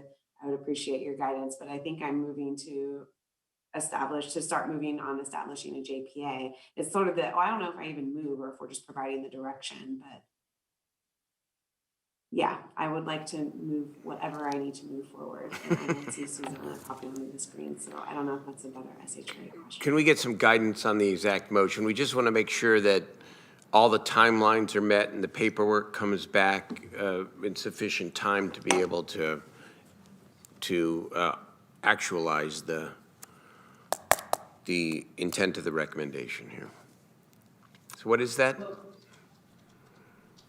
Ms. Dozier? What did you say? What we would need is direction from the council for us to come back with all of the official documents in agreement with the recommendations that staff is making for approval for the council. Okay, Thank you, Ms. Dosher. So I will move to provide direction to SHRA to come back following their recommendations in this with the JPA agreement with CMA. All right, I have Mayor Pro Tem Ashby, and I'm going to make a comment. Go ahead. Thank you, Mayor. I want to start by applauding Councilmember Valenzuela, and I suppose yourself, Mayor, for looking for creative funding sources. And I would love to support this because I love where Councilmember Valenzuela is going with this idea. But I have tremendous concerns with the idea of the city of Sacramento entering into a JPA. First of all, JPAs are complicated. We have many of them. We don't normally do them with a for-profit entity. I'm concerned with the idea that we would be issuing bonds for 2 multifamily units that some of which already exist. And there is a discussion around affordability, but it would appear to me based on the staff report that in order to achieve the low or affordable incomes you would be looking for, you'd have to do at least part of it through attrition, which could outlast the funding mechanism. I don't like the public loss of the public benefit piece, which is the loss of property tax. So we basically justify this by taking them off of the property tax rolls. And I'm concerned with how that impacts other agencies too, and also how it would impact us if other agencies agreed to do this in the future, like what that looks like if the county did this to us or any other public entity did this to us. It's a large scale project in terms of cost, so it is a significant amount of property tax. I'm also concerned that we would be a non-voting member of a JPA. That sounds complicated to me.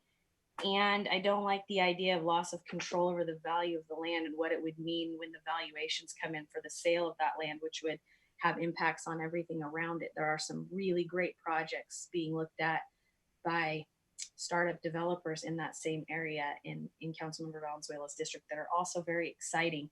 And so for me, the risk is just too great. I don't like the concept or feel comfortable with the concept of the city entering into that JPA, and therefore I will not be supporting it today. Thank you. Councilmember, Vice Mayor Schenier, and then Councilmember Laloie. Yeah, thank you, Mayor. I also have some concerns on this and haven't really had enough time to dive deeply into it. Let me just ask a question. For Lachelle, I guess, has this gone through the Housing Alliance and do they have a recommendation? I know we've been working with them certainly on all the Stockton Boulevard work, but would love to see where they are on this effort or initiative. So we have not had enough time and opportunity to do that. Okay, and when would a decision get made around? Well, let me say I echo a lot of the pro tem's points, particularly around JPAs. We've had some luck with them, and sometimes they're very difficult and can be challenging. So I'd want us to have more discussion just around that context of the structure of this. And then as the fee system goes, when would that decision be made as well? Or is that a recommendation that comes back if this moves forward? So the way the structure is now is that the city would enter into the JPA and then CMFA would do their due diligence and actually go through the underwriting of the project. So what we put before you is the information that was provided to us by CMFA, but we do not have a pro forma to go back and to really validate those numbers. Okay.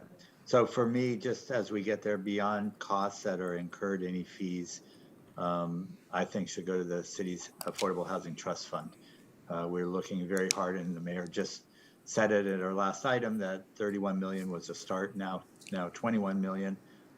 We need to find additional dollars, and this may be one. But I would like us to have a longer discussion and a deeper discussion about this with a little bit more time. Thank you, Jay.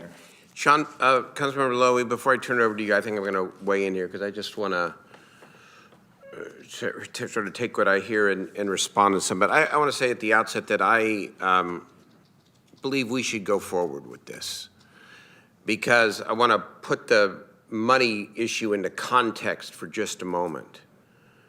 We get to rent protect 180 units for 15 years at a cost of 25% of the $650,000 loss to the tax roll, 25% being our share. For approximately $162,500 a year, we get to rent protect 180 units in the downtown, in the Midtown area, where young people and people of all ages are having a hard time being able to even think about being able to afford to live in the center of our city. There were three concerns that were rightfully addressed by SHRA when this conversation started. I've been engaged with Councilmember Valenzuela, with the agency, and with the city manager and others to really work through some of this stuff. And here were the three concerns. Number one, that we would somehow be in legal jeopardy, and joining a JPA, somehow we could be liable, if you will, if something went wrong. And the answer from the city attorney, and I'm not speaking for her, but I'm just saying what I heard, was that there is not a legal problem. And then we talked to the city treasurer and asked, is there any risk to our bond rating, our credit rating in any way? And the city treasurer came back and said he had no problem with this. And then the third issue which SHRA raised, and on this one I want to give them a lot of credit, because what they said was there's no guarantee in the structure that there would be an actual distribution of the units between 80% median income, 100% median income, and 120, and that in an unintended way, all of the units could be 120. And the 120 is good, but it isn't that much lower than the market rate rent. So why would we give up the tax roll and do this new thing for 180 units of 120? So to their credit, SHRA engaged in the conversation with the Joint Powers Agency, and now has, as I understand, you can confirm this, a guarantee that it will not only be a third, but better than that. They negotiated a better deal. They negotiated for 40% of the units being at 80% or below median income. That's true affordable housing.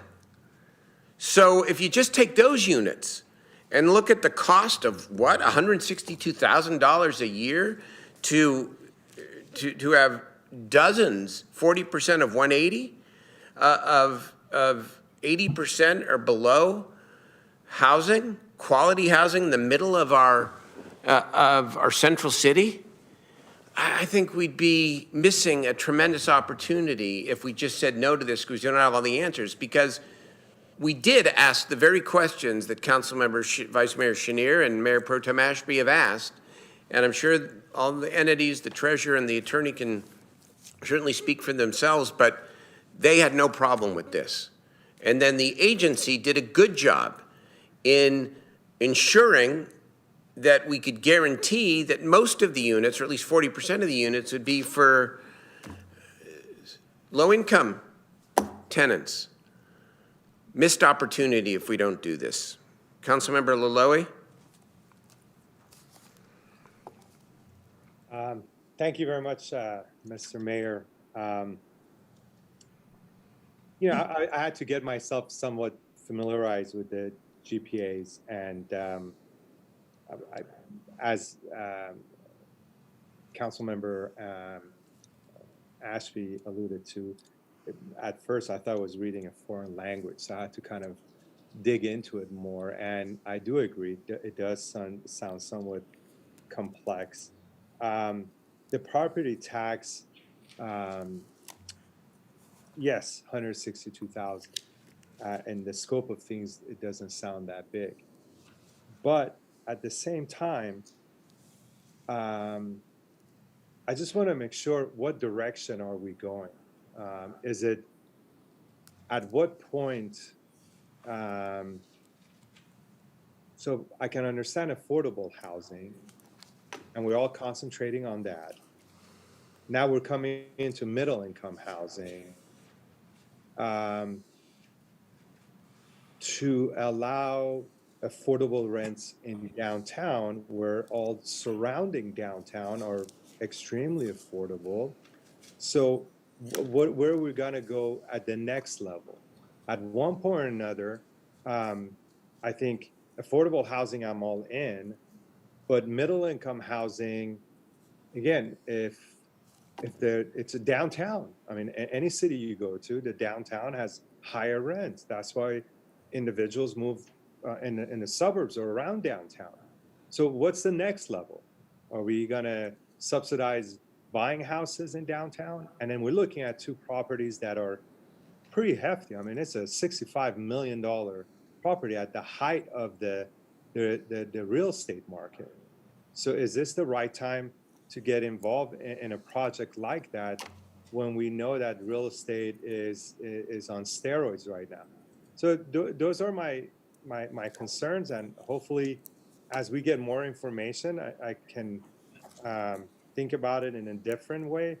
But as of right now, it's with everything that we have, we're with all the challenges that we have and we're facing, it's hard for me to support this program. Okay, thank you. I have Councilmember Guerra. Thank you, Mr. Mayor. I got a couple questions here for SHRA. What is 80% AMI here in Sacramento right now? What income are we talking about, and what kind of families? Councilor, that's so SHRA derives our income limits from HUD and from the State Department of Housing and Community Development. And so I could give you those numbers. They have a lot of assumptions in them. Sure. And that's not necessarily the way CMFA goes about their numbers, but let me get that for you, just one moment. So it's a little different. I don't want to speak for CMFA, but yeah, you don't have to give me like the four per. What is it for family of four, family of two, but just generally. Absolutely. So for well, do you want rent or income? Sorry. Yeah, income. Income. Sorry, I should have had it out for you. If you have it. So a family of four, although I don't think we'd see a family of four in the DG. Or family of two or three, or whatever, whichever. Two. It's $55,000 a year for a family of two at 80%. That's 80%. Okay, and then at 100%. Family of two, $69,000 a year. 69,000, and then a family of 120. $82,000 a year. 82,000. That's 83. $83,000. So really, what we're talking about is a lot of our workforce. I mean, we're talking teachers, we're talking clerical workers, we're talking all of the support structure and family that maintains our downtown and income area. And so we're not talking about extremely low income, but what we're saying is our basic working middle class can't even afford to live in the area where they are supporting and trying to maintain the economy. And so I think it's I think this is an approach that all I'm hearing is let's provide direction to see if this is a good method to go. Try to look to see if we have an opportunity for a downtown, so it doesn't turn into San Francisco, or it doesn't turn into LA, where I would go down there and work and see how families had to commute an hour to get to their work. And so to me, I think this is an important opportunity for us to begin to move forward and try it out, because it provides the diversity of families that live in the downtown area. So I think not looking at this, I think is short-sighted, and not pursuing or supporting direction to move forward is short-sighted. I do agree that the fees should come into our housing trust fund. I think Councilmember Chenier is correct. We should try to control that aspect of it. But there have been folks on this council and others who have criticized the loss of redevelopment, and that was poaching money from other agencies. So I think, and we've bemoaned how other agencies have not been wanting to participate in their share. And I think this is a good balance. I mean, we have to be nimble in looking at opportunities. And I'm not saying, and maybe that this is a panacea here, but it's definitely, I think, worth trying and exploring. So with that, I'll second the motion, but I would like to see that any kind of fees collected do go to our City Housing Trust Fund and make sure that we have control of that. As we move forward in the development of the JPA, I think that's where we can draft and the control structures to ensure the city's control and reduction in liability. But if the city attorney, if the city treasurer don't have significant concerns, then it's up to us to address the issues of what happens to the fees, and then also what management and what JPA structure we want to develop. With that, I'll second the motion. Okay, who was next, Madam Clerk? From council members, Ben Barker raised his hand, but also Harris, Ashby, then Valenzuela. Councilman Harris, go ahead. Thank you, Mayor. You know, at first glance, this seems like it has really laudable goals. And thank you, Katie, for your work on this. I know that you have the best interest of renters at heart. There's no doubt about it. And we do have a real big, I'm sorry, my video was off. We do have a big affordability crisis in this city. It's indisputable. I do have a question though. Mr. Colville, are you on the line? Is our treasurer here in the meeting? Yes, I can see his video, but we can't hear you, John.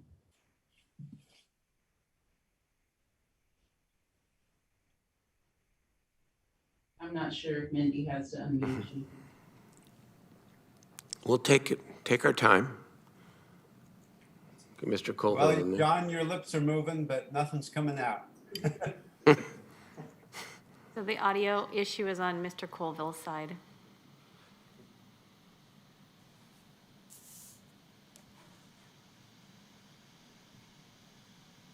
Get it right. So Where's your treasurer when you need him? Mr. Colville, if you'll click the arrow to the right of your unmute a microphone button, you should be able to choose a microphone.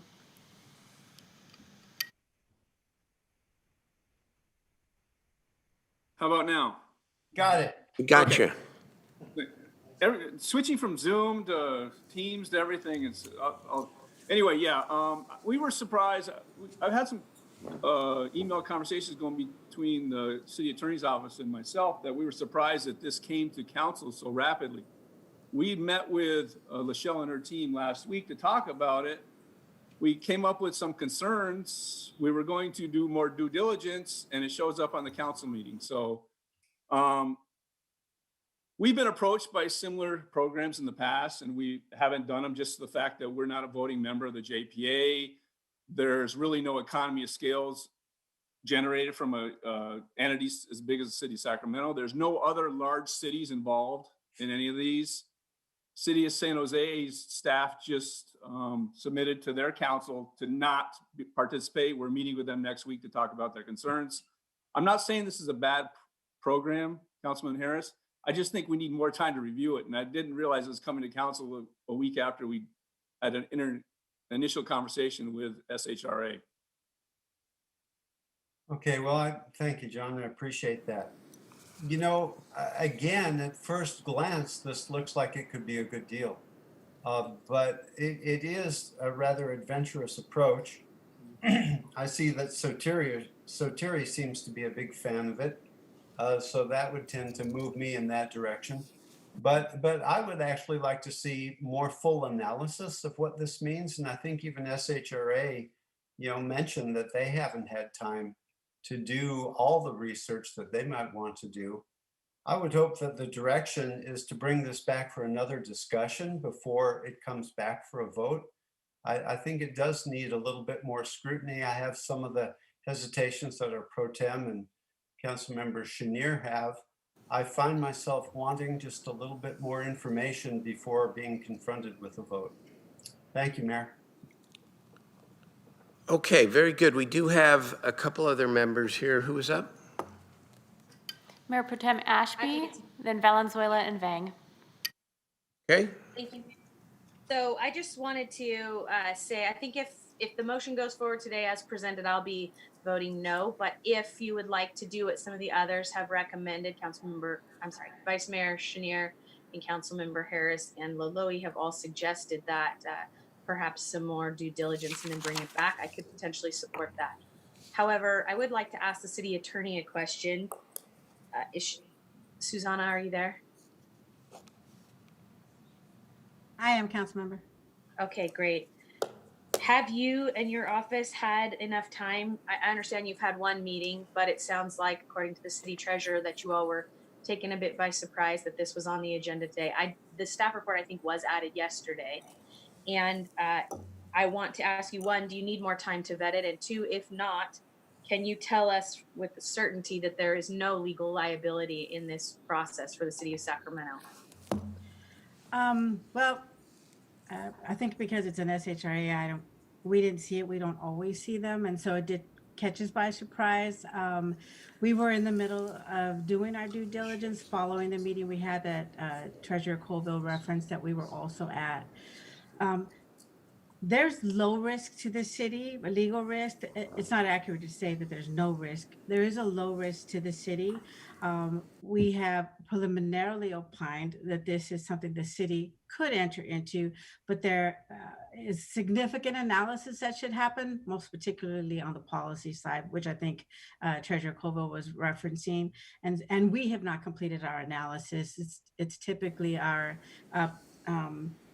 process by which we will then provide a formal memo to the council with our recommendations. And we have just not had a chance to finish that. Okay, that was my question. So it sounds like it sounds to me, based on what we're hearing, that we need to give our professional staff some more time to come back to us with review on this, because the liability question isn't clear. The finance treasurer's position is not clear. SHRA has clearly done their work here, but they need the support of the city staff as well. And they were surprised that it landed here. That's the way I'm reading this. So I don't know. I know Councilmember Valenzuela is up next, and I'll leave it to her on how she'd like to proceed, but that's where I'm at, Mayor. okay, thank you very much. We'll turn it over to Councilmember Valenzuela with maybe a suggestion about how we move forward here. Go ahead. Yeah, and I want to make clear that the motion, as I understand it, is to ask staff to come back, right, with an item that we would vote on that would actually move it forward. So what I'm asking is not that we say, yes, let's move forward today, because it wasn't a lot of time. I had the privilege of knowing what was coming because I was in some of these meetings, but I do appreciate that a lot of my colleagues on the call, I mean, this is a really dense and complex thing, and I'll admit, this is a whiteboard moment for me where I just need to sit down and like write things out, because it's like, how are all these pieces going to fit together? And I want to give people time to be able to look at it and feel good about moving forward. And so the motion today is not to say we're doing this. The motion today is, hey, SHRA, can you take the next step and bring this back to us? Which at that time we would consider whether or not we wanted to actually do it. Which we could talk about timeline in terms of giving our staff sufficient time to review as well. So I just wanted to make that super clear and see if that alleviates some of my colleagues' concerns. The motion today is not to say we're doing it. The motion today is to say, come back. Councilmember Valenzuela, maybe I could make it even a little bit easier, because this item is agendized as a receive and file. And so I'm not sure a motion for anything is necessary. I think what we're doing here, and we're doing a pretty good job of it, is providing direction. And I think the direction is to come back with some definitive answers to the questions that have been raised here. Then there's the question of the timeline. I know we are working with the JPA as well as the developer here, and I think we want to have some consultation with them as well, and then bring this back in a timely way that maintains the potential that we can go forward if the council, after hearing the answers to the questions, decides to move forward.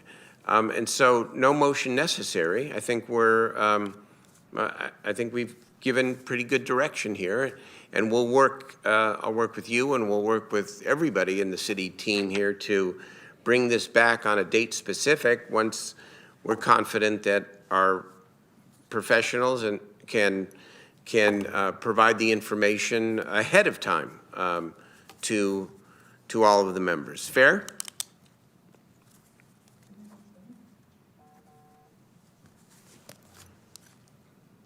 Okay. I think Sorry, that. I wasn't sure if you were waiting for me to respond. No, that's fine. Yeah, that sounds fair as You're well. okay. If you're okay with that, we don't have to take a vote before it's time. Yeah, Okay. my intention is that this comes back, and so whether it's a motion or it's direction, that was the intention today. No motion necessary. The direction has been given, I think, in some detail. We have two more members, though, who want to give even more direction. So go ahead. Who is that? Hey, Mayor, it's Councilwoman Vang. No direction, just wanted to provide some comment and just wanted to uplift that I really appreciate the creativity of Councilwoman Valenzuela and also you to really address the middle households. I think we heard from the city attorney that it is low risk, and I appreciate that there will be further analysis. But I do appreciate the creativity because I think it's also another strategy really to respond to the changing demographics and, provide solutions to a really diverse range of income and generational housing needs. So I'm super excited about this, and I understood the direction as coming back for future actions. So I'll really look forward to voting on this item after we have the analysis. And again, just want to say thank you to Councilwoman Valenzuela for her creativity to find different tactics so that we can really address the housing needs here in our city. Thank you. Thank you. Mr. Barker, did you were online from the JPA. Did you have one other comment before we move on? Sure. Again, thank you for the time that the council and the mayor, you guys have put forward today and listening to the item. It sounds like there is a little bit of more enlightenment that needs to be shared. The CMFA has brought this forward for a little while ago, and I know this has been kind of bounced around over the past year with some of the other groups. So there are a few points that I'd like to make just to clear up any kind of confusion. First, the city of Sacramento is already a member of the CMFA. You've been a member for 10 plus years. The CMFA has done over 10 projects in the city of Sacramento. All of those have been brought forward before the board for what's called a TEFRA hearing. And the board has unanimously approved all of our TEFRA items previously. So that's the first thing. CMFA, again, we've done over 1,000 issuances. We have 100% of our projects in compliance. We have no of our affordable housing projects have ever been in default or out of compliance. The next was a comment about for-profits. Again, the CMFA is a governmental agency. We're not a for-profit company. We are buying this project and self-restricting, working with SHNRA, the units to create affordable housing and to create that middle market housing. We're not here looking to make big profits as a for-profit here. We're a governmental agency, and we have been a part of your JPA, or you've been a part of our JPA with us for 10 plus years. The part about the control, again, the city is in control of the project, what's called through a public benefit agreement.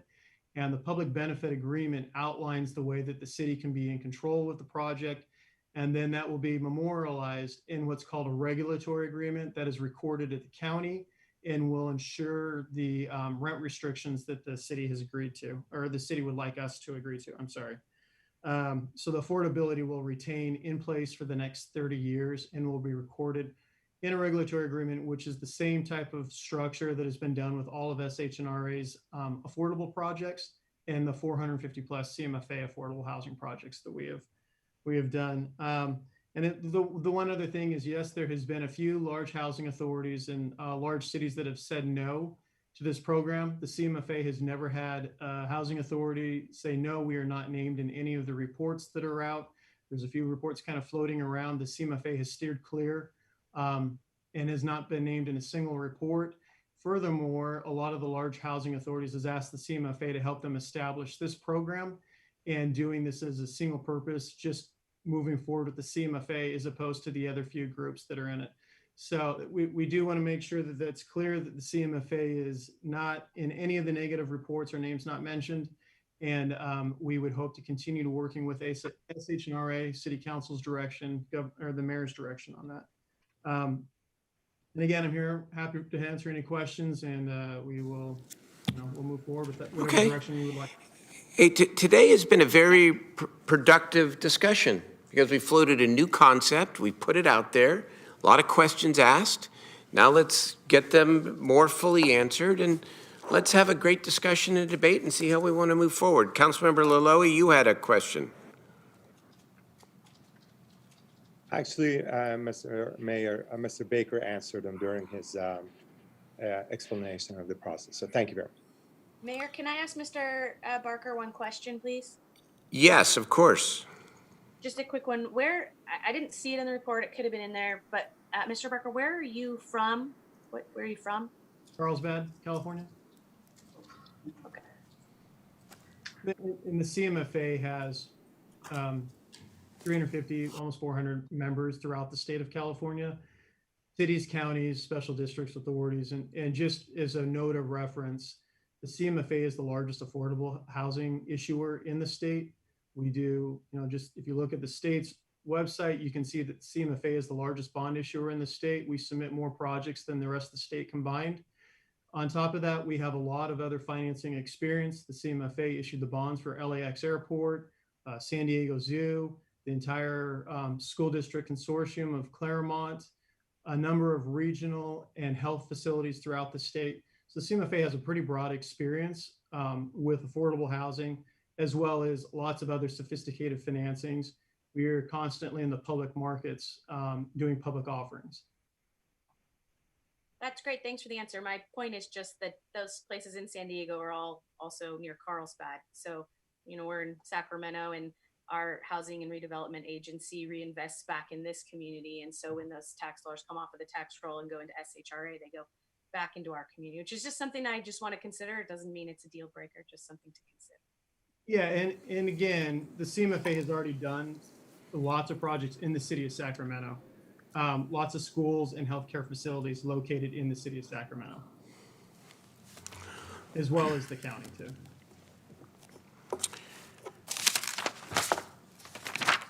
Okay.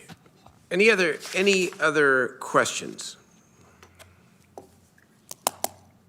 Mr. Mayor, I just want to make sure I'm clear. So we're going to wait for a report to come back to us. We are, and we're gonna, the city information and direction, and then are we going to do a voting right there, or is the council going to have enough time to analyze the report? Well, certainly we're going to do this in a way that the council has an opportunity to analyze everything, but that has to be balanced with the project deadlines here, because we want to make sure that if the council is interested in this opportunity, that we don't miss the window. So we're going to balance those two things, and I'll work with the city manager, and we will set this, but only set it when we have that information, and we'll have it out to the council ahead of time so that there's plenty of time to be able to understand the implications of the opportunity that we have before us.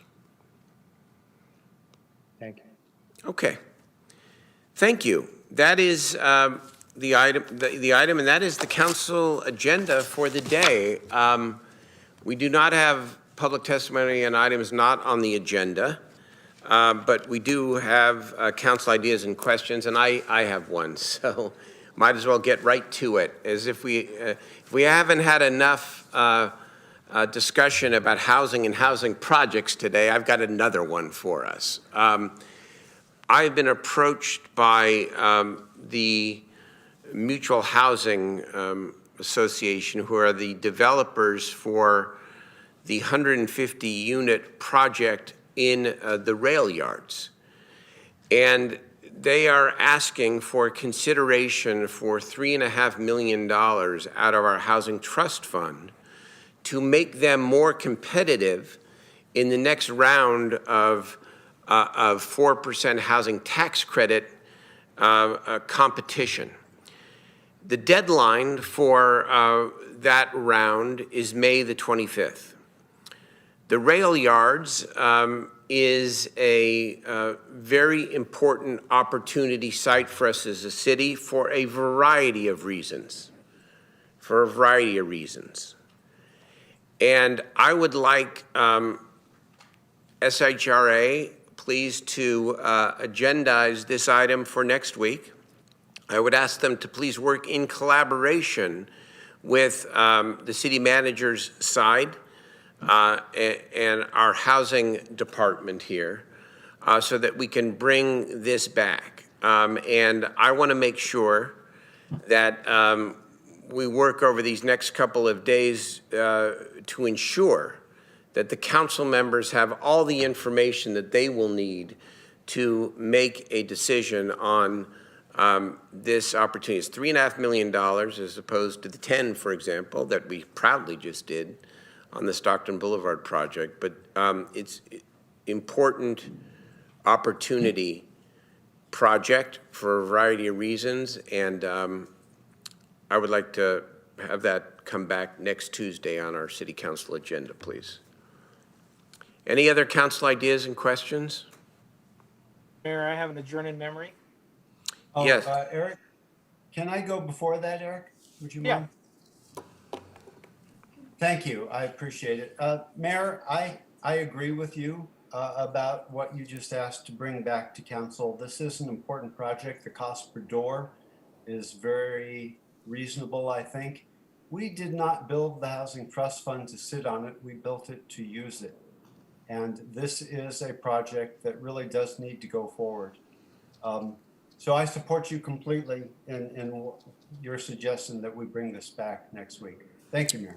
Okay, thank you. If there's nobody else, I will let Councilmember Guerra adjourn in memory of a great Californian. Councilman Guerra? Thank you, Mr. Mayor, and Ms. Cuppy, if you can share the photos provided by the family, would greatly appreciate it. Mr. Mayor and members of the council, today I ask that we adjourn in memory of California Supreme Court, California Justice Cruz Reynoso.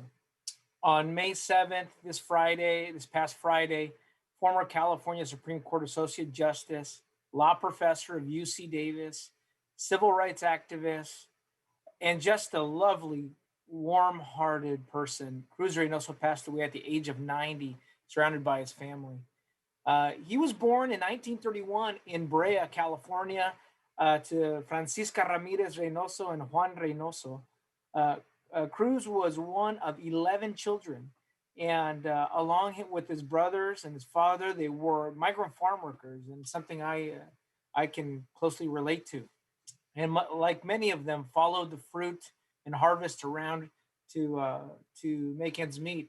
After high school, Cruz decided to go to college and attend Fullerton Community College and then Pomona College. But before that, he attended a segregated school where only Latinos were in that school, and they weren't allowed to go to the neighboring school.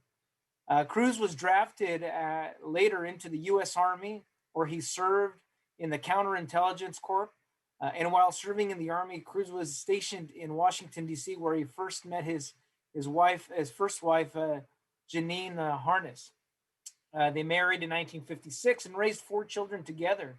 Janine passed away in 2007, and then in 2008, Cruz married again to Elaine Rowan. Elaine, also passed away recently in 2017. Cruz earned his law degree also at, my apologies here, at Bolt Hall in UC Berkeley, California in 1958. After which he practiced law in El Centro, California. And in 1968, Cruz became the director of the California Rural Legal Assistance.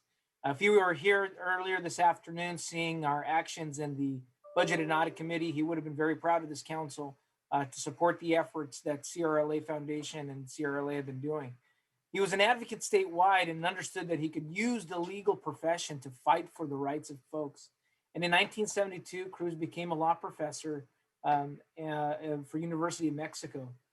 And shortly after, in 1976, Governor Brown, the first Governor Brown, in his first term, appointed him to be justice of the Third District Court of Appeals, and in 1982, Brown appointed him later to be the first Mexican American to serve in the state Supreme Court. Leaving the court in 1987, Cruz practiced law once again, and in 1991, Cruz began teaching at UCLA, and in 2001, here at UC Davis. Until about 2017, Cruz was accepted and taught right across the river here. Cruz worked for the Equal Employment Opportunity Commission under the Johnson administration. He was appointed by President Carter to serve on the Congressional Select Commission on Immigration and Refugee Policy. President Clinton appointed Cruz to be the vice chair of the U.S. Commission on Civil Rights, and in 2000, he gave Cruz the Presidential Medal of Freedom for his work in social justice. Cruz also served for the Barack Obama administration transition team. His life, his passion was creating more justice in society. He fought for equal rights for underrepresented populations, legal assistance for the poor, working rights, immigration reform, and voting rights.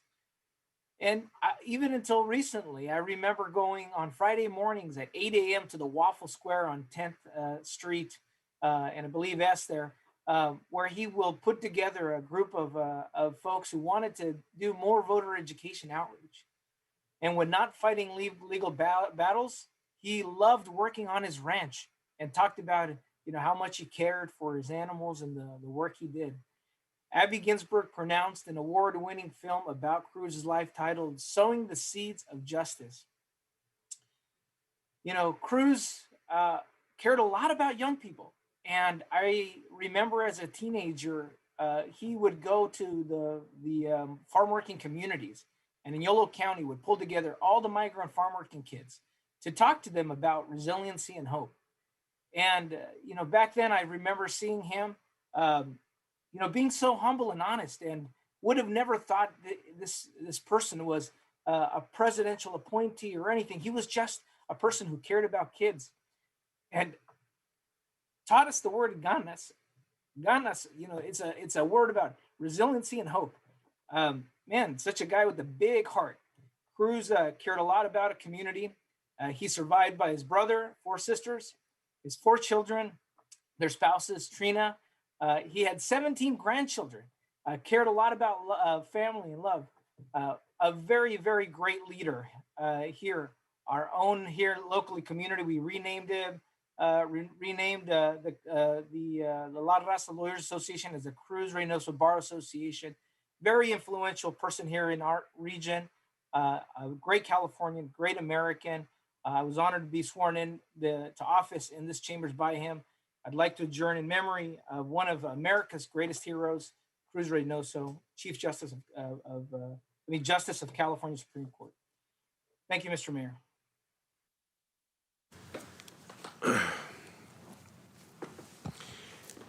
Thank you, Councilmember Guerra. Every word was worth the time because Cruz Reynoso was a giant.